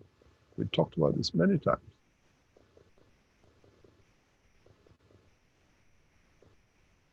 It's the same once we open our doors into the dimension of the solar systems. We'll see lives in a way of what we call replication and consistency in every corner of this universe. And then we recognize this is the condition. If you decide to live within the span of the solar system without physical dimension of the what I call gravitational field of the matter state of the planet, you still can survive with better intellect, most probably. But do you need the eyes to see, or you feel through the field something is coming up at a move? Oh, there's a smell coming down the road. Is it from Jupiter or somebody making a barbecue on planet Earth? We sense the fields, and the fields have dimensions in understanding the position. Soul doesn't have an eye, soul feels the strength of the attachment. How closer a field is to me, it creates certain feedbacks to me. But it says it's too close. What does he want? How is there? I cannot see it because the eye doesn't have, the soul doesn't have an eye to see, but it feels the pressure of it. And in that process, if we go further in education of the soul of the man, you will understand something very, very strange. Even within the structure of the soul, there are field flows, which is very much like sensors. By sensing this, I understand the closeness. By sensing this, I understand the position. By sensing this, I understand what's the intention. With sensing the others, we get different sensations. So in so many ways, when we look at the structure of the, what we call galaxy, it gives us a very good indication of the feeding of the universe. Why? The galaxies, mainly even the solar systems, have this feature.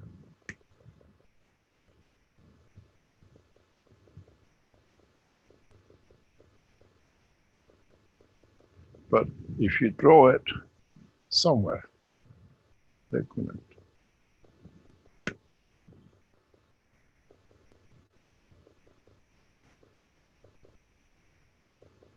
Then, which interaction at this field of strength is understanding the space gap, which at this position gives you the emotion, or at this position you get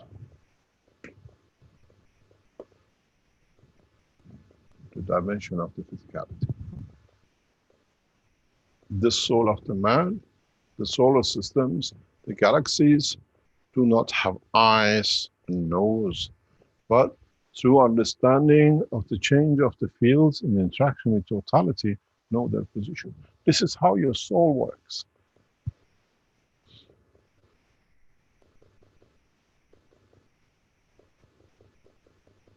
Condition of recognition through the interaction of the fields. But in the condition of physical life of the man, we have changed it to see, to eye, to taste, and be converted it to the matter state to confirm if it's zinc, copper, flower, or a kiss.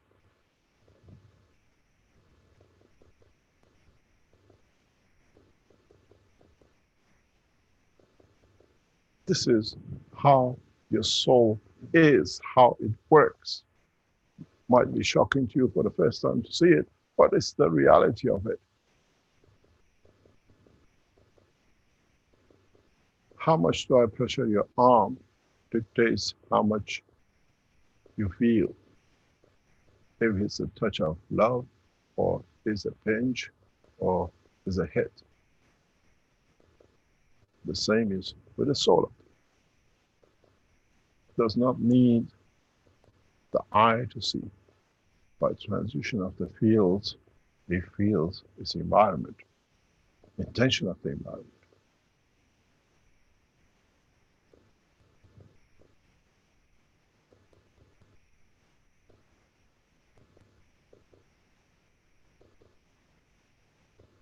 It doesn't go by what we see as a voice of the man. It goes by what reaches the man.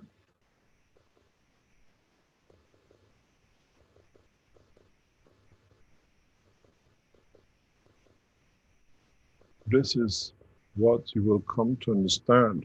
When you look at the structure of the galaxies, you should have a very good idea of how your soul works and is structured. The same is with the universe. Maybe it's for the first time you see, and it's somehow confusing. But this is exactly what it is. And this, in the physical dimension of the body of the man, converts to your eyes. This, in a physical dimension of the man, was to become your ears.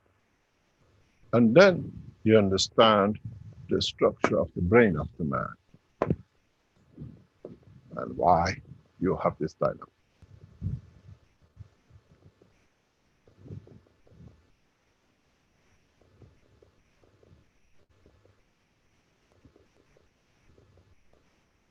There is nothing different in the work of the universe except the lack of understanding of the man, of the true essence of the creation and work of the creation and the universe.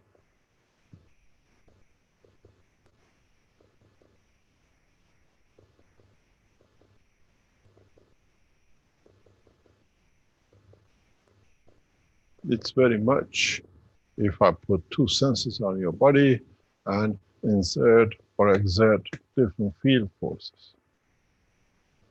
You don't need your eye to see that is cold or is ice, or your mouth to taste. You can taste it and confirm it. Some of those of you who have evolved in the dimension of the understanding the field of the universe must have experienced something very strange.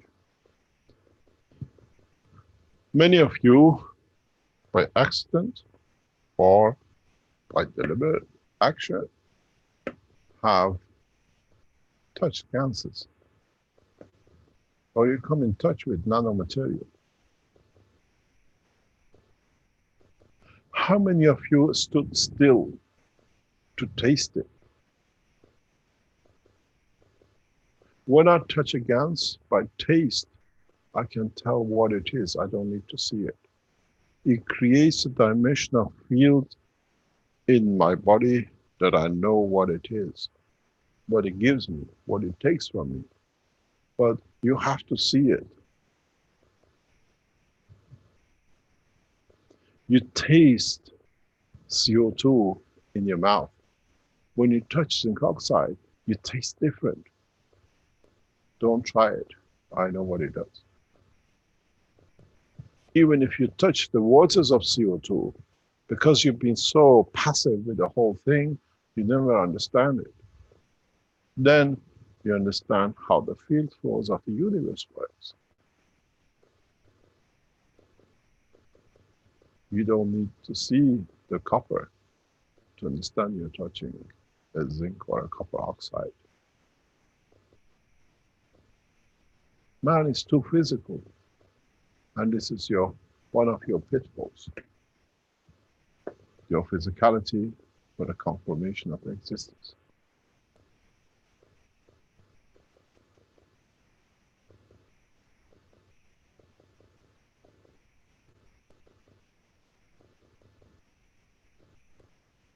So try to step out and reach out to understand the next step in the knowledge. There's a good song that says, bye-bye loneliness. The man loneliness from this planet of Earth is over.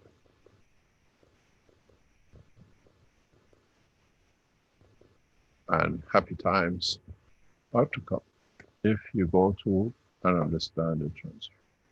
Man has suffered enough in this village of Earth just to carry on with the physical dimension of existence. Now we show you the freedom of the universe.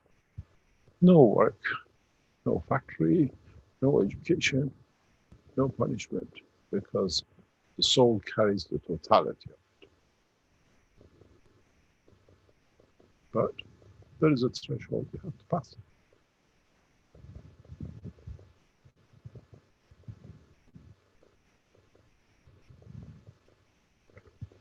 And that threshold is understanding the true meaning of, in essence, of life in every dimension of the creation. Even though when even the president of a nation is struggling with the color of the skin of the man.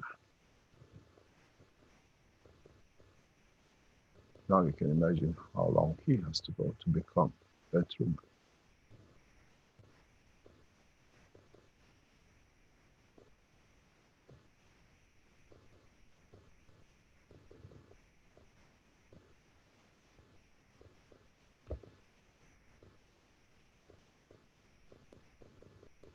Any other question? Good morning, Mr. Keshe. This is Aza. Yes, Dr. Azza. I have a few questions. One question is, when you decided to go to different physicality, why should you feel horrendous? If I choose to go to different physical body, to show up in different parts. Some of us choose to, some of us are put to. So when you felt It's the point of fitting in. So when you felt horrendous, you didn't choose to, you were forced to? No, it's a mission you accept. So why did you? And it's just like when you go somewhere, the language is different, you have to change food and understand different mentality, code of conduct. You see, it's very much I say in China. In English, we say, no, thank you, and we say, yes, please. To the Chinese, is no, please, and yes, thank you. Understanding the same words in different order and culture. And man's culture is different. Okay, another question I have, is everyone on this planet, the heartbeat of everyone matches the heartbeat of the universe? Because No. my answer is no, because some of us is lagging behind, some of us going faster. A few of us matches that. Can I ask you a question, if you don't mind? Sure. You've been through an experience in the past 2 or 3 weeks. What brought you that experience? I know my heartbeat has changed. Mm-hmm. My nose and my lung are breathing totally different. I mean, something drastically has happened. Like I can't relate to anything anymore at this point. It just feels so hollow, and um, it's just very strange. But definitely my heartbeat is not what it was before. It was lagging behind before. Now it's matching, I feel. So you become a human. I became a human. Yes. Yes. Another question I have, Mr. Keshe, is this. Last time you talk about if you take you made the example or analogy for a child. You say if you take a hose of water and you put it against the wall, the water hit the wall and the water reflect back. And you said that wall is the soul of the man. But what is the water in the hose and what is the water that reflects back? It's just a transition of the field. So the field, when the field get to the soul, which is the wall, what reflects back depending on the soul. More or less. If you're a spongy wall, you absorb more. If you're a solid rock, you absorb different. If you're a metal, you absorb different. And you make different noises as well. But Okay. the water, the jet is the same. Okay, that's what I was going to ask you, because depending on what the wall is, because not all the walls are the same. Exactly. That's why we are different people. We manifest ourselves in different ways.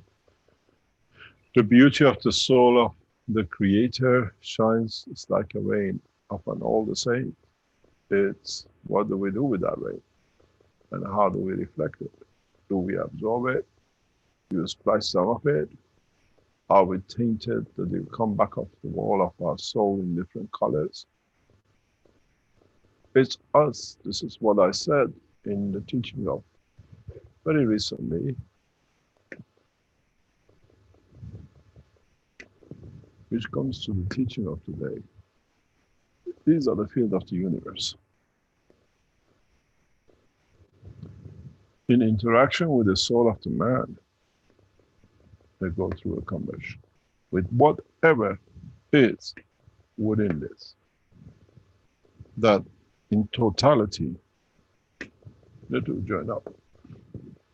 But on the other end, there is another beauty, which is the soul of the Creator.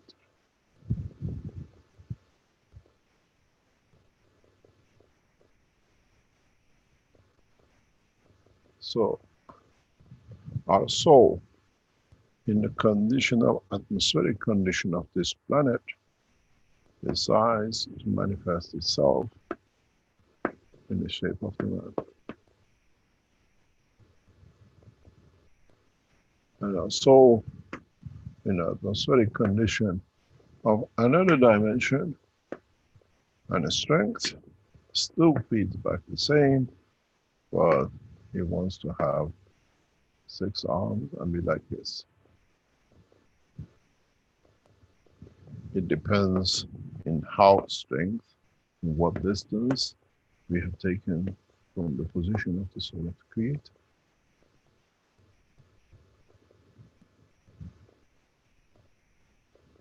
It's very much. So what does the Excuse me. the RNA and the DNA have to do with that? Who's speaking? It's Brett.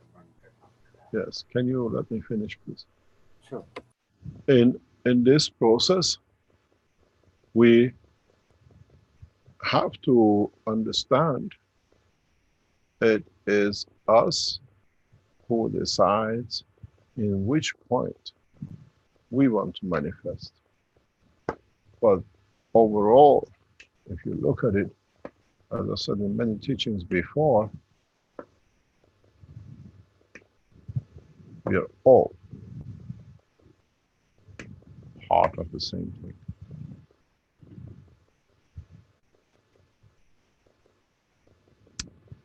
Call this solar system, call it the galaxy, we are part of it. And it's a repetition in a bigger dimension. But we are connected to the planet. We are connected through it to the solar system. We're connected because of it to the galaxy, and because of that galaxy, we're connected to the universe, and from there to Unicos and Creator. So we are in fact part of the totality.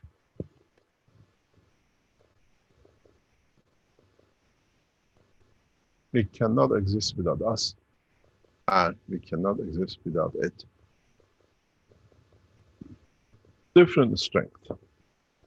Maybe it starts so big, and then it ends up at this point, the structure of the man. At this point, in other galaxies and dimensions.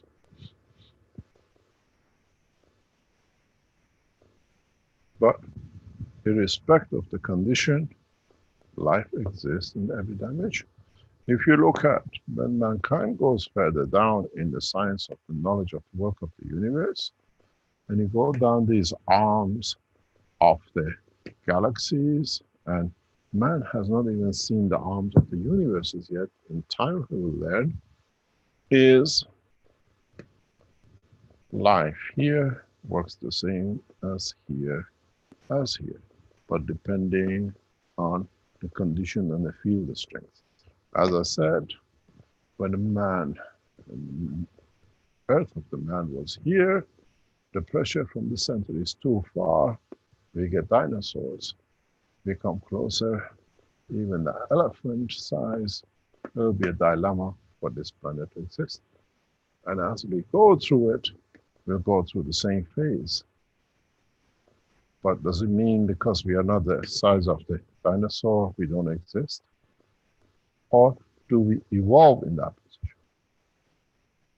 This is part of what we call process of evolution of the RNA and the DNA, where we change. As we cannot change, we find out the energy of the universe will eat upon us, use it, and we call it cancer.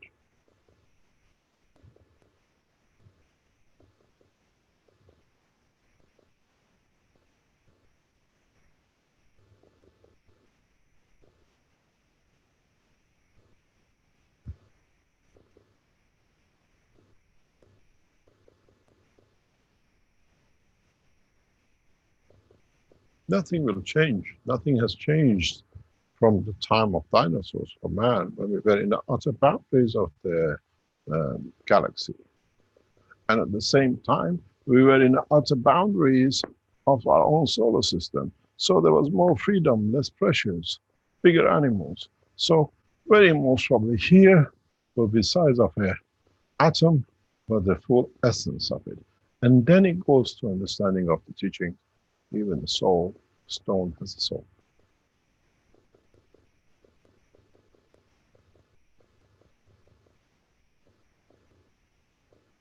In essence, we are created out of it.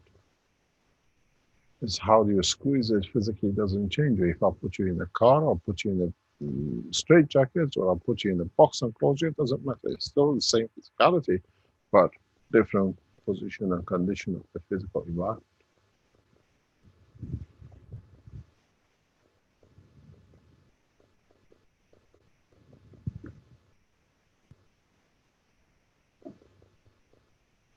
When you were a mouse or a mammal at the time of the dinosaurs, nothing in your body has changed.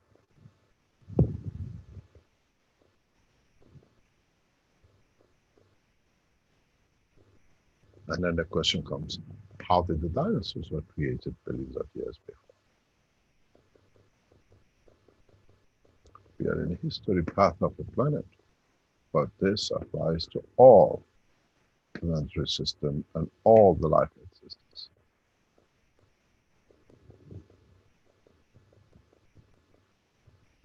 Man has to learn to understand the totality and not exclusivity, and this is the problem.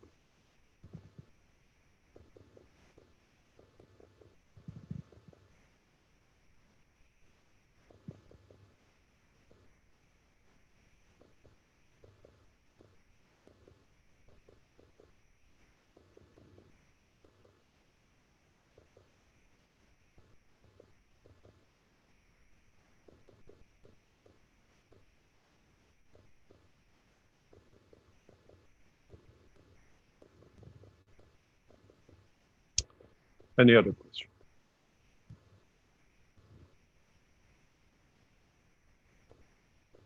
There is something which Rick raised, and we have to address it. I teach across the world, and you see more and more of it. we have to cope with what is where we arrive. In China, we have transmission problems, does not matter what we do. In a couple of places in the past and recent, we present what it is. When we go to Africa and there is nothing, we still have to transmit. Understanding and knowledge is more than listening to the voice and trying to distinguish what is what. Very soon, I'll be teaching you through the drums of the soul of the man with no voice. I wonder if you can hear. We will see as we travel, we accept the conditions where we are in, and we appreciate the knowledge, not the face and the voice. Any other question? Thank you, Mr. Keshe. Let me just say something first, Jalal. I really do appreciate your knowledge, and I'm trying to work in that direction more and more so. And with the plasma reactor group as well, this is the topic I that understand your comes up. frustration because you sit at the edge of it every week with me. But we are traveling across the world. In the next 12 months, in the next 18 months, we go around about maybe 20 different nations. We've got to accept what is available. They make available to us at the point. We stand censorship, we stand threats, we stand all sorts of things, but the knowledge carried is more important than the voice. Anyway, let's carry on. We all get frustrated. I get frustrated worse than you sometimes. I'm talking to myself in the background and there's nothing happening. And they tell me the internet doesn't work. I listened to the teaching afterwards and I said, my God, I thought I was talking and said, God didn't want the voice to be heard. Any other question? Jalal, you want to go ahead there now? Yes, Eric, thank you. Good day, Mr. Cash. Good day, Gerard. Mr. Cash, you said afterwards we choose or we force the situation we want to put in. Does that apply to the same condition we are here in Earth? Of course. So you condition yourself to a marriage, you condition yourself to children, you condition yourself 9 to 5 working, you condition yourself everything else. We condition our physicality to the point of acceptance of us, what we can handle. And the same thing comes, as I said in many, many times. You take from this knowledge, according to your understanding, intellect. Intellect not being stupid, but what makes sense to you. in this position here on Earth, it's for me, it's not matter if I choose to be here or I forced to be here. I am speaking about in the future, how we come to this position. How? It's the interaction of the field. It's totally accidental and coincidental. But once it takes shape, it decides on its own. As I said many times, people and scientists, they tell us there are hundreds of trillions of stars in the sky and in this universe. Where did they come from? Where is the nursery of these souls, of them? Or like, let's say the earth, which has become the nursery of the physicality of the man, in process become the nursery of the soul to enlighten the stars of the universe. That's the whole purpose of life is, if you understand, to shine, to give. And that's what he said many times. In one of the intros, I say, is this, you don't see if it's the soul of a farmer or a king. So what we understand is our physical condition is irrelevant as we become the stars. That's what it counts. If you look at it in a very deep sense, we take the matter state of this planet and we change it to the soul of the man. That's all we do. We are another GANS machine. And in that process, we change the matter state to the plasma of the state. And that plasma state, according to the field strength in the universe, shall become a star. The present life of the man is a transition. And then we'll go back to say. Okay, Mr. Keshe. You've got to understand. Okay, Mr. Keshe. When this creation is random, what about if this creation is controlled? Is there an controlled creation? No. We are not a chicken, what do you call it, hatchery for chickens, are we? Otherwise, you will see all the man looking the same. Yeah. You understand? Yes, yes. Life is beautiful in any dimension. And in so many ways, we don't choose it to come. We are given the opportunity to serve. And that's what the man has to understand. And this is one of the biggest problems for many, many people. And if you go back, maybe for the first time, it makes sense what we say. We are here to serve and not to be served. Serving is not being the waiter and with the plates and the cups and the tray. Being served is being the sun in the universe, that it can shine, that the others can take the energy from it, that they confirm their existence. If you look at it, the sun shines for the man to confirm he exists. Does anybody want to serve the sun? Or is it there to serve for man's soul to confirm his existence, that it can in time be nourished to become another sun in the walk of the universe? What do you think all these stars and planets and everything else in the universe, which they tell us is hundreds of trillions and trillions of it come from? What happens to the soul of the ant and the man and the one from the Mars and Jupiter?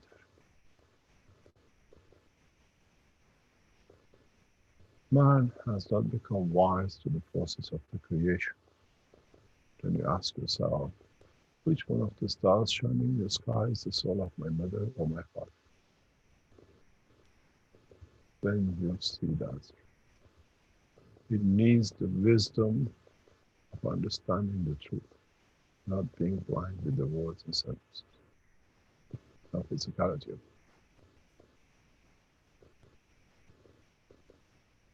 The tape I keep on referring to, if you listen, has a lot of meaning. Maybe if you listen to it now, you understand it in different language.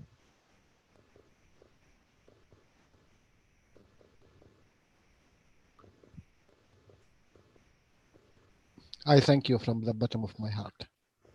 I thank you from the top of my heart.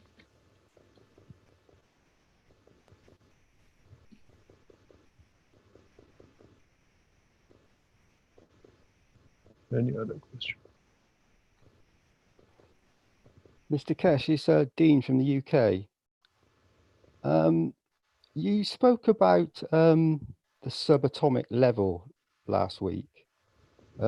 Is every cell in my body a universe? Of course. As we are a cell in the body of the universe ourselves.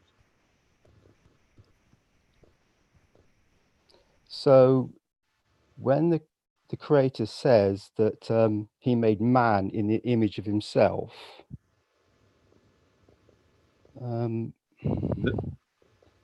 We didn't talk about 2 legs and 2 arms.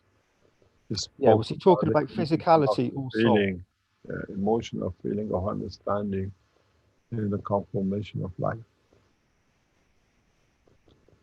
I'm alive, so made it to life, the interaction. It's no use being on your own in a hotel room, does it? And I stayed there for weeks. You have nobody to talk to. How do I confirm my existence? How does nobody knows I'm in the hotel room? I have to go out to confirm my existence. Somebody's got to come in and say, oh, you're here, can I change your bed? Otherwise, you stay in that room, and that's it. And this is the life of the man. We got trapped in the room of the physicality of the other man, in the village of the earth. And now we're trying to teach you how to go sightseeing, how to understand you're created, and how you don't need a tent and a luggage and a package. detachment from dimension of physicality. That's all these teachings are, and very soon we are getting there. We're approaching there. You know, they said there's a parameter for everything you measure. When the religious people start complaining to not talk about the soul, it means we touched the nerve. It means the truth is out and it has to be spoken to, because it's the essence of creation. Without it, what's the use of talking about spaceship and feeding the plants to grow? Because then they feed your soul. If you grow the plant the wrong way, how do you expect to live a perfect life? You see, the entrapment of the soul of the man has come with a position of the physical life. But what they have to understand, the soul of man is created by collective fields of the universe, and will go carry on to become the creator of others. They want to engage this for titles and positions. And as I said, not in my time, not in my space. The soul of the man has to be free to choose his own dimension and understanding of his own position.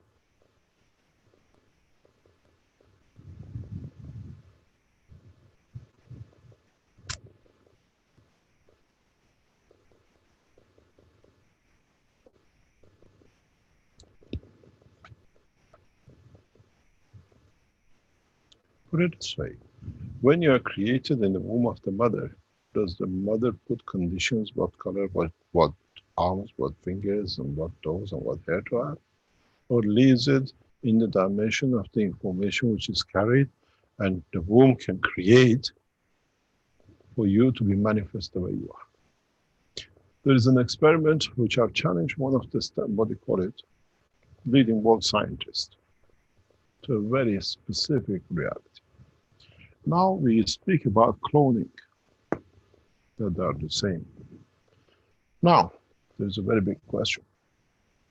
If I clone you in the womb of a blonde, blue-eyed woman, or a black African woman, or in the womb of a Chinese woman,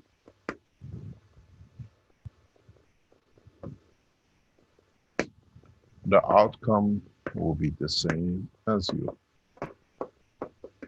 The answer is no.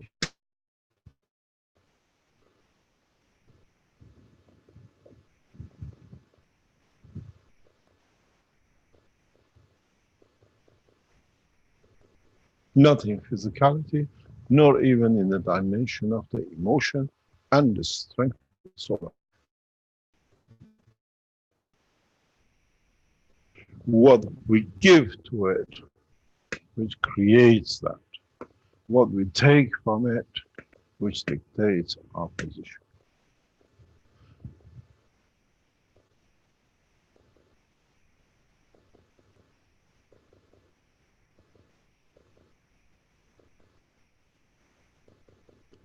As we say, and I've said many times, those who betrayed me be afraid of what is to come. By yourself, toward yourself. I'll be the witness. Because we give the condition of existence. You create the man. This point on is you. And you chose. So we choose the rest. And it goes back to the very point of the drawing. If you go back, if I bring it, if I can find it still on this page, when we spoke about the position of the life and very much inclusivity of the soul. We are not blind to anything. We're just too busy trying to serve humanity.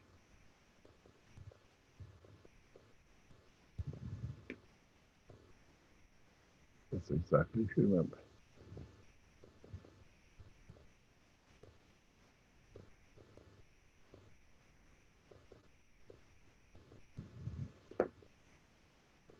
Go one by one. you understand what has been said and what has been taught.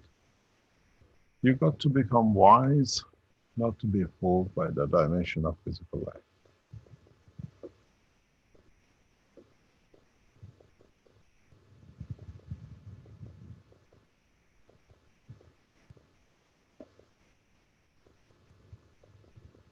This is the position and work of your soul. Now, do you need the eye or do you need the ear? Or do the souls in reality fall in love too? Which means they take the center position of the existence to give.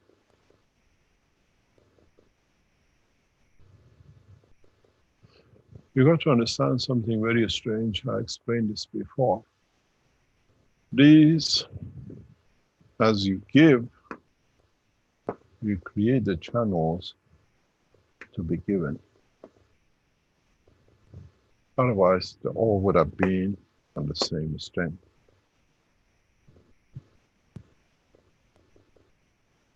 And this is what we have to understand. You can start, if you understand this, the creation of the field to be able to move the soul of the system, the soul of humanity, even the soul of a planet. As I said, the new systems you will see in operation in the conferences will be this. I know even where I will present the final episode of the space technology inter. Not even the Iranian government is aware of it, but I know I will be today.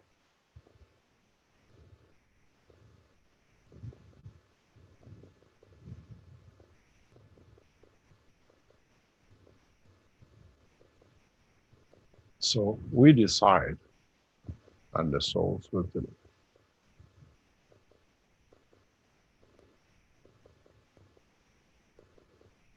Because the intention is giving, not taking. But when you give, you want to be looked the best of it.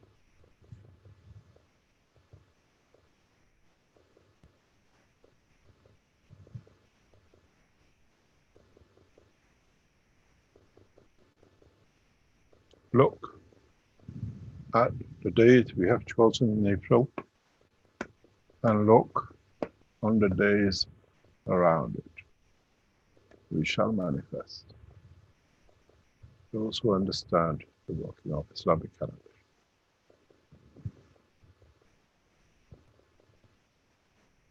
No one can stop the process, because in giving, we complete the process of the man to enter the universal community, to understand how to use the field of the universe.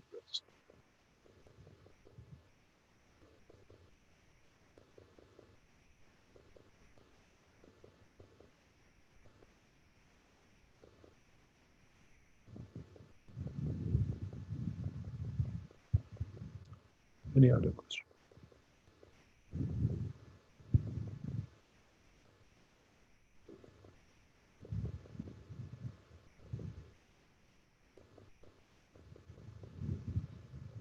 We have Marinez with their hand up there, so I think she would like to Are speak. there any questions on the platform? We have, there's a couple of questions in the Q&A here.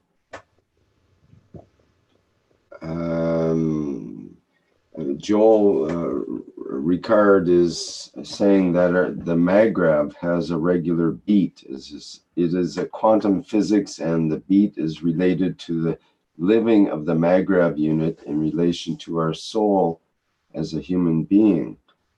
And then he goes on to say, according to me, the Maggrav is an interface between our soul and that of the universe.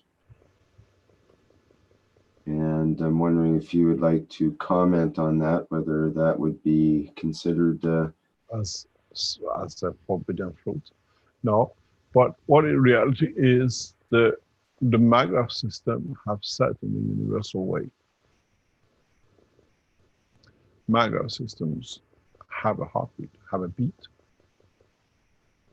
Many of you have not understood at all. Not many, none of you have understood the work of migrants. In coming conferences, I open up the magraphs and you see what you lot have been missing. You became like governments who got the pattern and just because they had it, they thought, okay, we play with it, we with some people. And most of the scientists in the nation have to report is not good because now their PhDs didn't worth anything.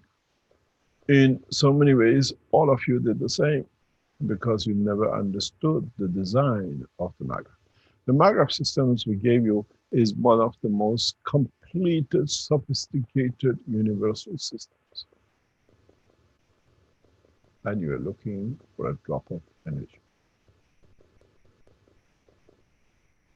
In so many ways, understanding the technology is not done by copying it. It's done by feeding it. The magraph systems is one of the most complicated, complete transition units. I gave you a gift of universe and you messed it up as what you did. So you stand the time. Nobody has understood the design of the magraph.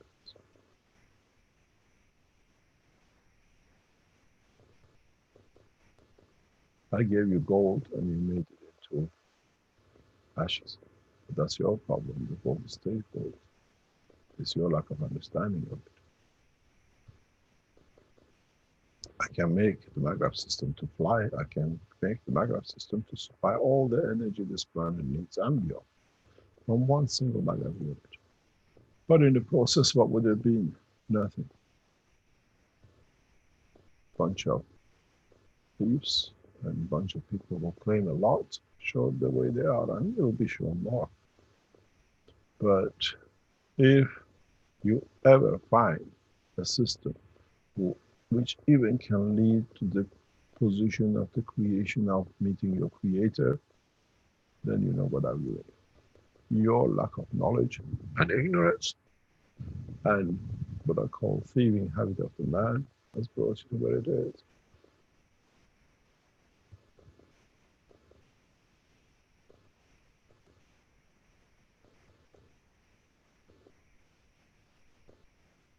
My silence is my grace, not my weakness. But you haven't understood. How can I show it?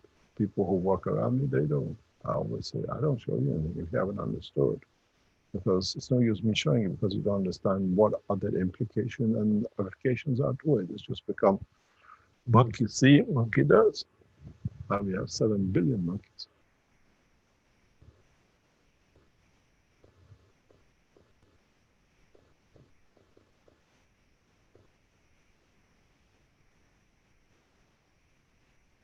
You never find a system more complicated, more complete than the magraph system. It's just you never understood. I gave you everything in one system, and what you did, you see.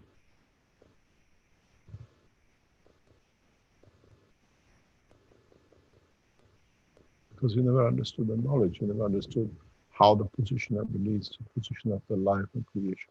If in time you carry one magraph, understand not as a magraph as a unit, but the work of it, you have your spaceship, your energy supply, your conversion of your soul, the positioning of your soul, and everything else which goes in it.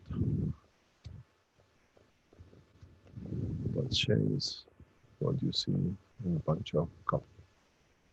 Man is physical to cover up his physicality.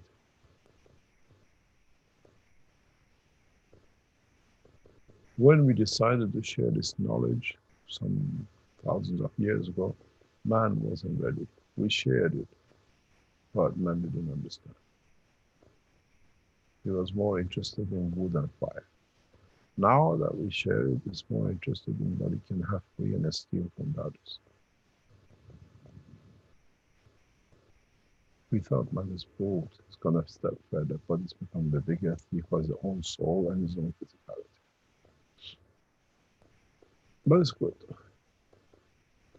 He showed man still needs a lot to learn and improve.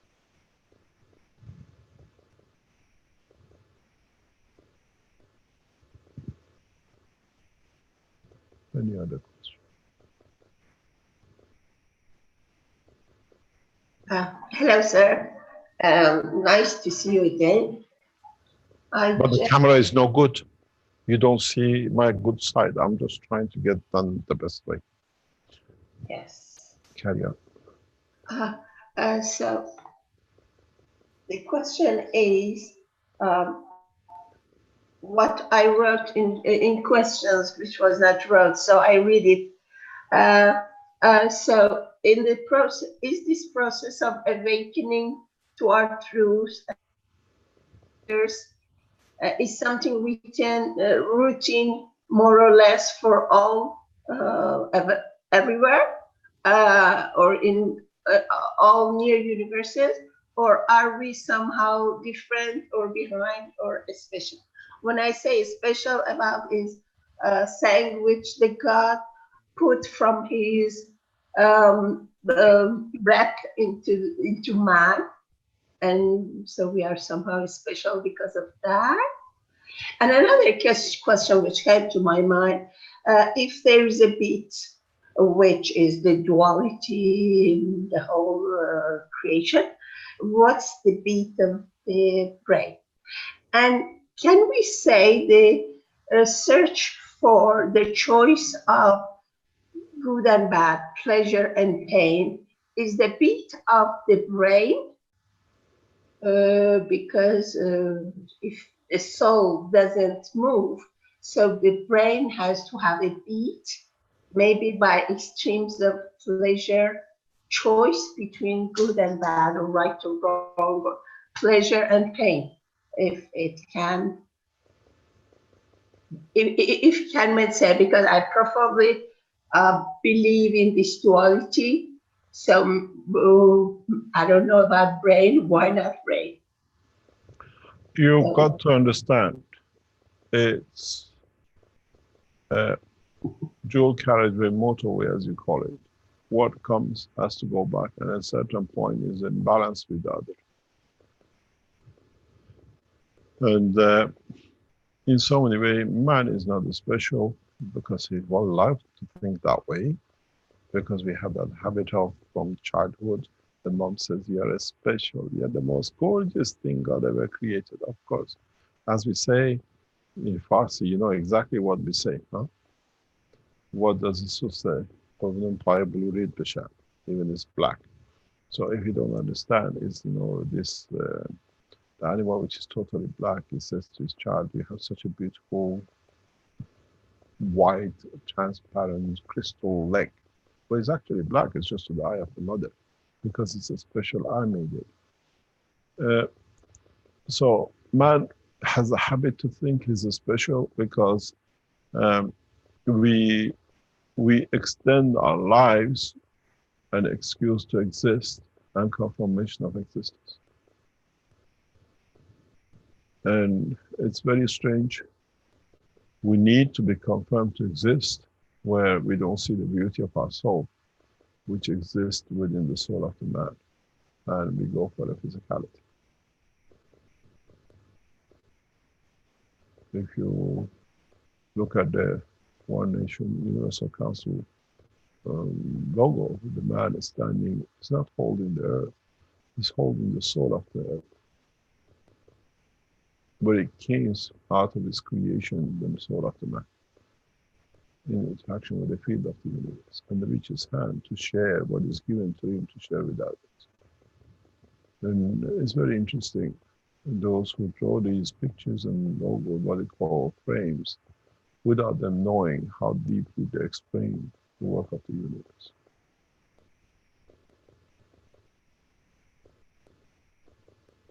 We are not special. We are time capsule of coincidences in the work of the universe, like every other coincidence in the universe. And one of the things which I always refer to from the beginning of the teaching, we try to explain that how the creation is, that when you go to space, you don't find yourself new gurus, prophets, and what we call religious leaders to abuse you as you understand the whole process.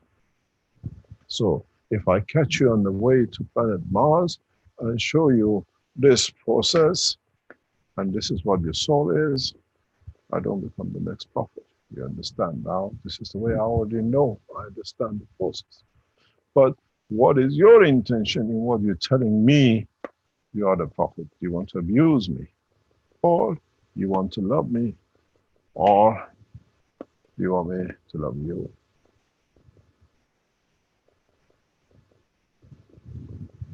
When you go with the open eyes, then no one can abuse you. And this is what I said. We teach man everything, that when he goes to space, there is no room for abuse. You don't give to be loved. You know you're the best lover that you can give. So no one can abuse you. As you know, as I said many times, many of you who might know, might not know, this is my name.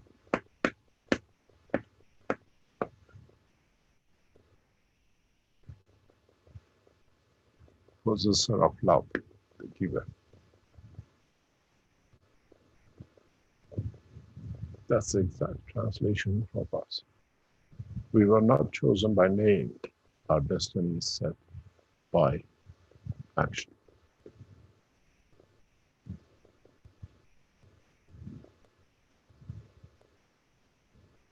You got to learn this is the ultimate position for the life of the man. And if you get to that point, then you received the total maturity.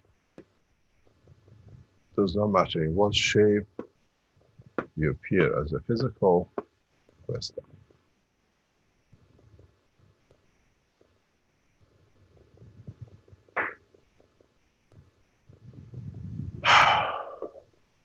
Well, I mean, by man, I mean the first man who God created.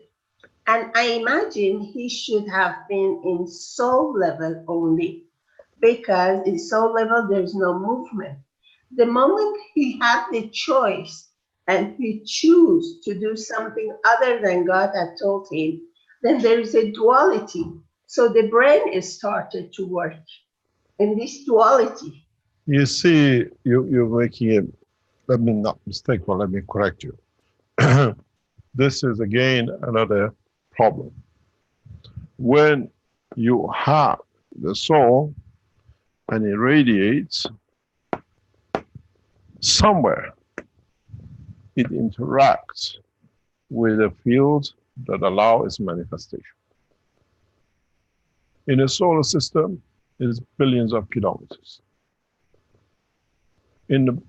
Because this field has to reduce somewhere to manifest itself as Earth, as Moon, or Jupiter, or Saturn. So needs a big containment. In the body of the man, the soul wants to manifest itself in compactness. So what has it created for itself? The brain.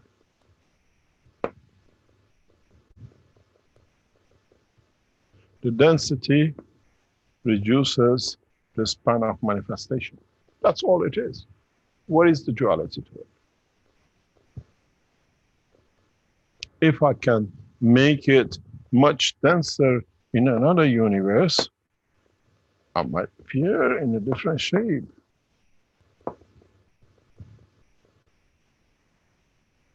There is no ambiguity about the creation of life now. We understand it fully. And then what we do, we have to match it with its environment. So what have we done? We have created blood to circulate around it, to control it, to confirm its existence in respect to its manifestational position. That's all it is.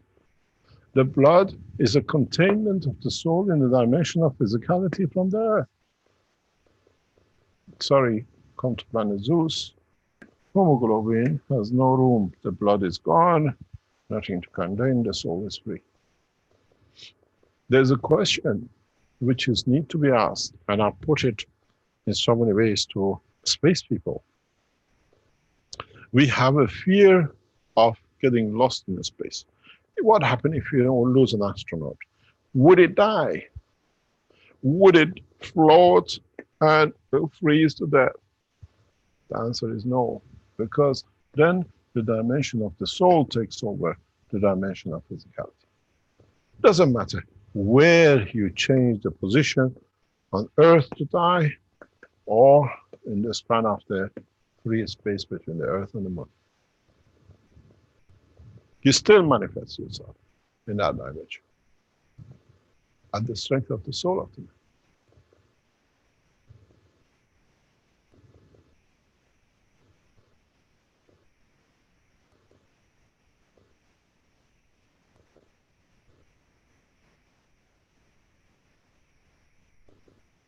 I think if somebody is going to die somewhere and it's not the time, it doesn't happen.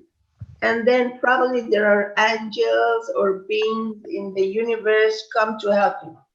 It depends in what religion you've been born and what you've made to be believed. So, no angel. When you said, when you are in absolute need, the need comes. The bigger gives to the small. When somebody is in absolute need, somebody bigger, plasma or whatever, comes to help you. That's the law, right? Yes, but the thing is, the universe is full of helpers. Who would you want to help you? Those I know. We don't know. I mean, today we dream about King Arthur, and we dream about a prince, and we dream about a banana. What happened now that we are open to the span of universe, and they have to tell us about the culture of such and such a person in such and such a universe did such and such a thing, and that's what he made. And then the banana does not exist in the universe because there is something in there called Zanana. I asked for Creator himself. Why do you ask? You have access to it. I contact him. I think about him. I go to him. I keep silence. Any other question?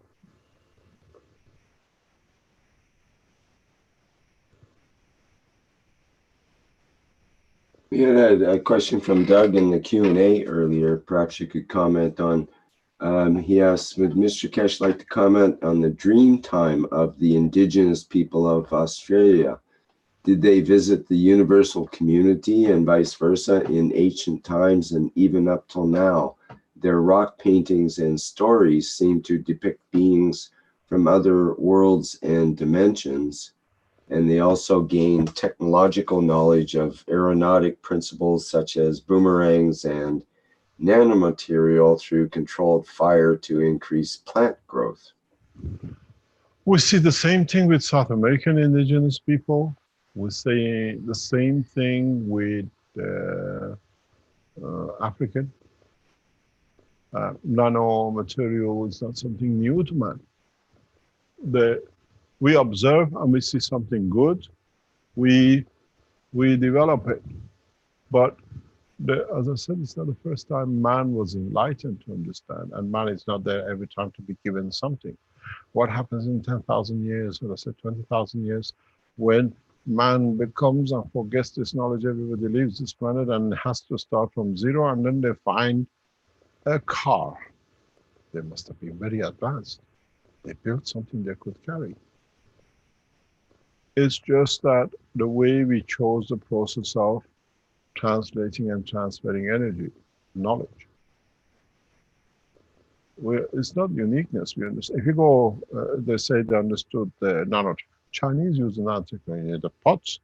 The Australian indigenous people use a different way. The Mayans understood the full potential of the nanomaterial called burnt wood. They created the burnt wood into nanostructure where it trapped, and they saw where the energy was trapped, vegetation grows much faster. What do we do with our nanotechnology now? You see, they're much more already observant in the process of where the thing grew, and they had no knowledge of that. Now we want to make them nanoscientists, professor in something, shows that we are still entrapped in not understanding the evolution of knowledge as part of the progressive development of any race. Even the monkeys use a stone. But can the monkey go to the moon? If you give him enough room and intelligence and show him how you as a man have grown, he will go to the moon.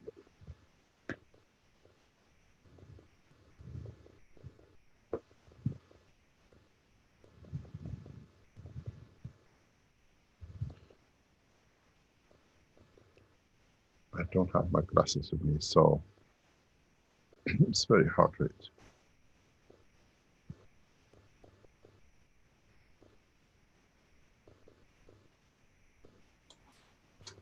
There's a couple of questions from Dan as well. Do we have anybody on other channels, in the YouTube or the others?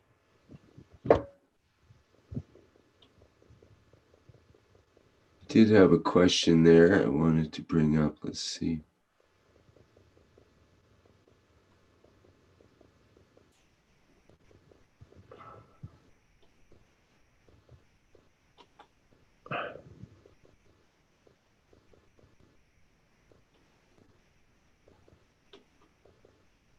Let me see here.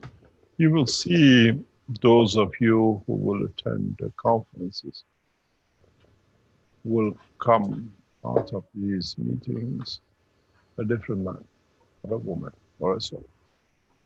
Because we set up with these to elevate the soul of the man, those who are present, to a level that they can carry the knowledge of the universe to share with other men. And in that process, you will see a new dimension. And that dimension is something new where we want to open up to many souls.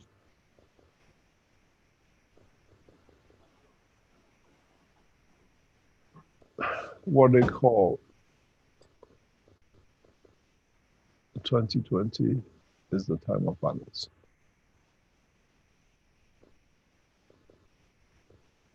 And if you understand the culture, the date and the time, we have chosen something very simple in different ways and different races.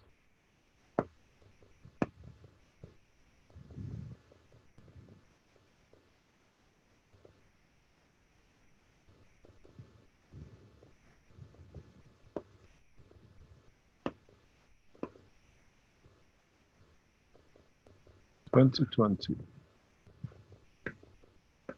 20th of April, second month. Then you understand. We have completed the cycle.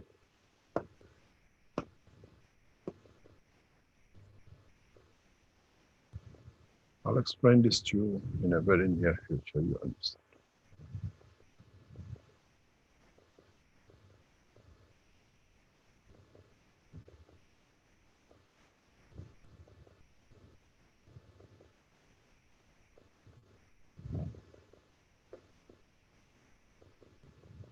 If those of you who are close to a calendar of Union 5, look what is about to happen in that time. 19th, 20th, 21st, and 22nd of April. We close the book of time.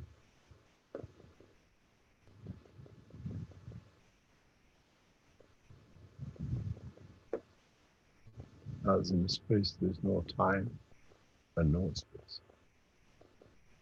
Time belongs to man, and that's what is restricted. You got to ask yourself a simple question.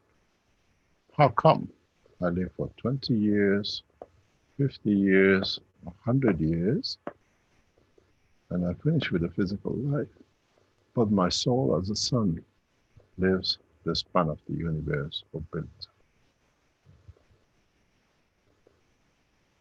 What have I created in such a short time that you can create so much?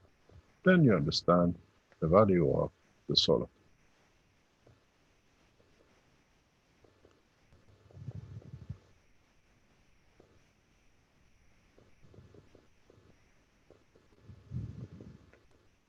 Any other question? We have a question on the live stream channel from Jarrett. And okay, it's let me see. This it's got to do with. It says the soul of the man is a plasma created at the point of creation, the egg and the sperm. When contained in the body, the soul is the empty space, like the empty space in the center of a spinning ball, and it radiates out into its physicality. My question is, passing hydrogen plasma through a strong magnetic field can light up the plasma. In that way, if the body of the man is the magnetic field, is hydrogen used to release the soul?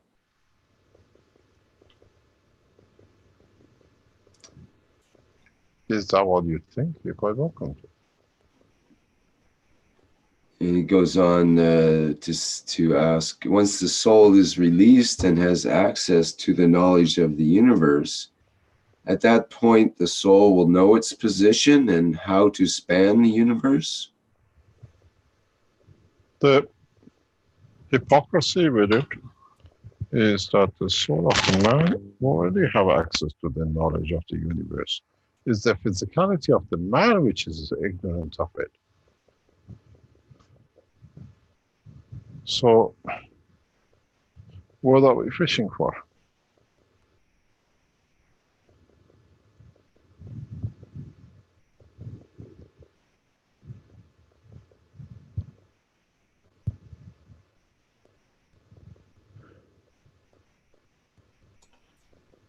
That kind of gets into Dan's question here, which I'm trying to interpret. He says, I am the fourth reactor, the soul, the carrot, which together with the three reactors, the souls, plus the soul created by the four. And he's giving the analogy of the donkey that also carries the carrot and other three reactors of the ship. Which one do you consider yourself, as a carrot or a donkey? That's yeah, he was mentioning earlier that the fixed field would be the whole donkey, but the variable field is the emotions of my soul, which equals the carrot. The donkey with the carrot in front of me equals me traveling through the universe. I'll leave you for you to decide which one. Do we need a carrot to get the donkey move, or is the carrot there as an energy for him to eat that he can move? Which way you want to explain it and address it?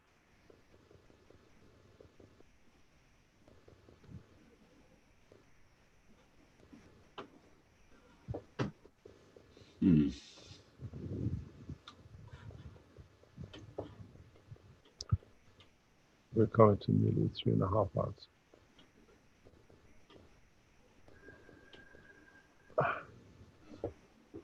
If there is no other question, we can stop. Well, one may be that from Shiraz, that's interesting. How can we listen to the heartbeat of God in the ordinary events of our day?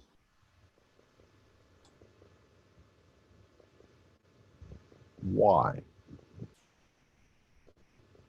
One heartbeat is the span and the life of the universe.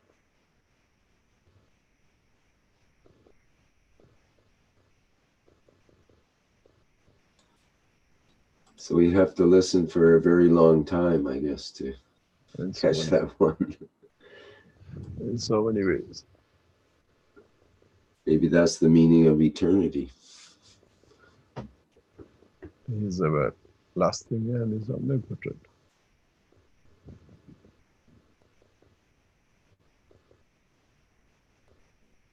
Anyway, we're close today. Thank you very much for being with us, sharing knowledge and enlightening us to be part of. And please try to step out of the present teaching as what you've been taught, because now you understand the ultimate goal. And we need you to be there to guide the governments in the next steps to come. You soon will understand that it's a time of transition. We had the governments who ran and governed, but they had no soul. Now we created the universal community, the Universal Council and knowledge seekers, to change the position that we give soul, what we call, to the work of the man. For centuries, this has not worked and brought many conflicts. With this, we are here to make sure there is no conflicts. And with that process, to understand the soul of the man is equal, does not matter where he is, be it on this planet or other places, be it black or white, Arab or Muslim or Christian or Jew. When you attend these conferences, you carry this and you understand this. Where in a simple word, I can change you from a Christian to a Jew with the same prejudices as I can change a Muslim to a Christian with the same prejudices. This has to stop. And the process of the new governing is to make one nation out of the soul of the man and not the physicality of the man. Maybe now you understand what is the purpose of the new cycle of teaching and these conferences. This is where we change, where we work the way the universe works, not the man who has chosen the dimension of physicality. Those who've been ruling and abusing will fight to hold on, but one thing don't forget. My wish is my command, and I am the creator. We will achieve. But in this process, we need the soul of the man to progress to the next level, not by us delivering Maghreb units and then other knowledge. The purpose of these meetings, these conferences and teaching is to show man that there is a new horizon, a new understanding in the expansion of the soul of the man and not physical dimension. Then you will see world leaders will collapse. And a new order, which is the order of the soul of the humanity, will take over. And this is our wish and our command.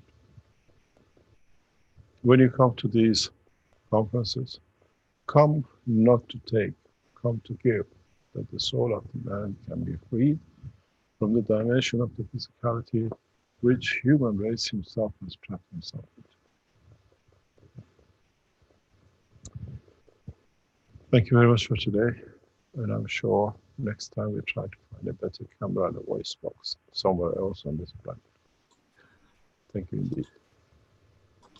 Thank you, Mr. Keshe. Well, the sound certainly improved in the last parts there for sure. Okay, this has been the 289th Knowledge Seekers Workshop for Thursday, August 15th, 2019. And stay tuned for another Knowledge Seekers Workshop next week at this same time and location. And thank you everybody for attending today, and we'll sign off. Bye for now. Hello. We are the Keshe Foundation.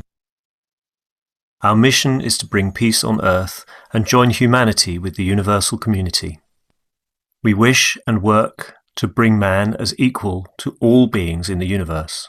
By teaching plasma science and technology equally to everyone, no one is left out and no one is abused due to lack of knowledge. By donating to us, you can help achieve this goal. KesheFoundation.org/donate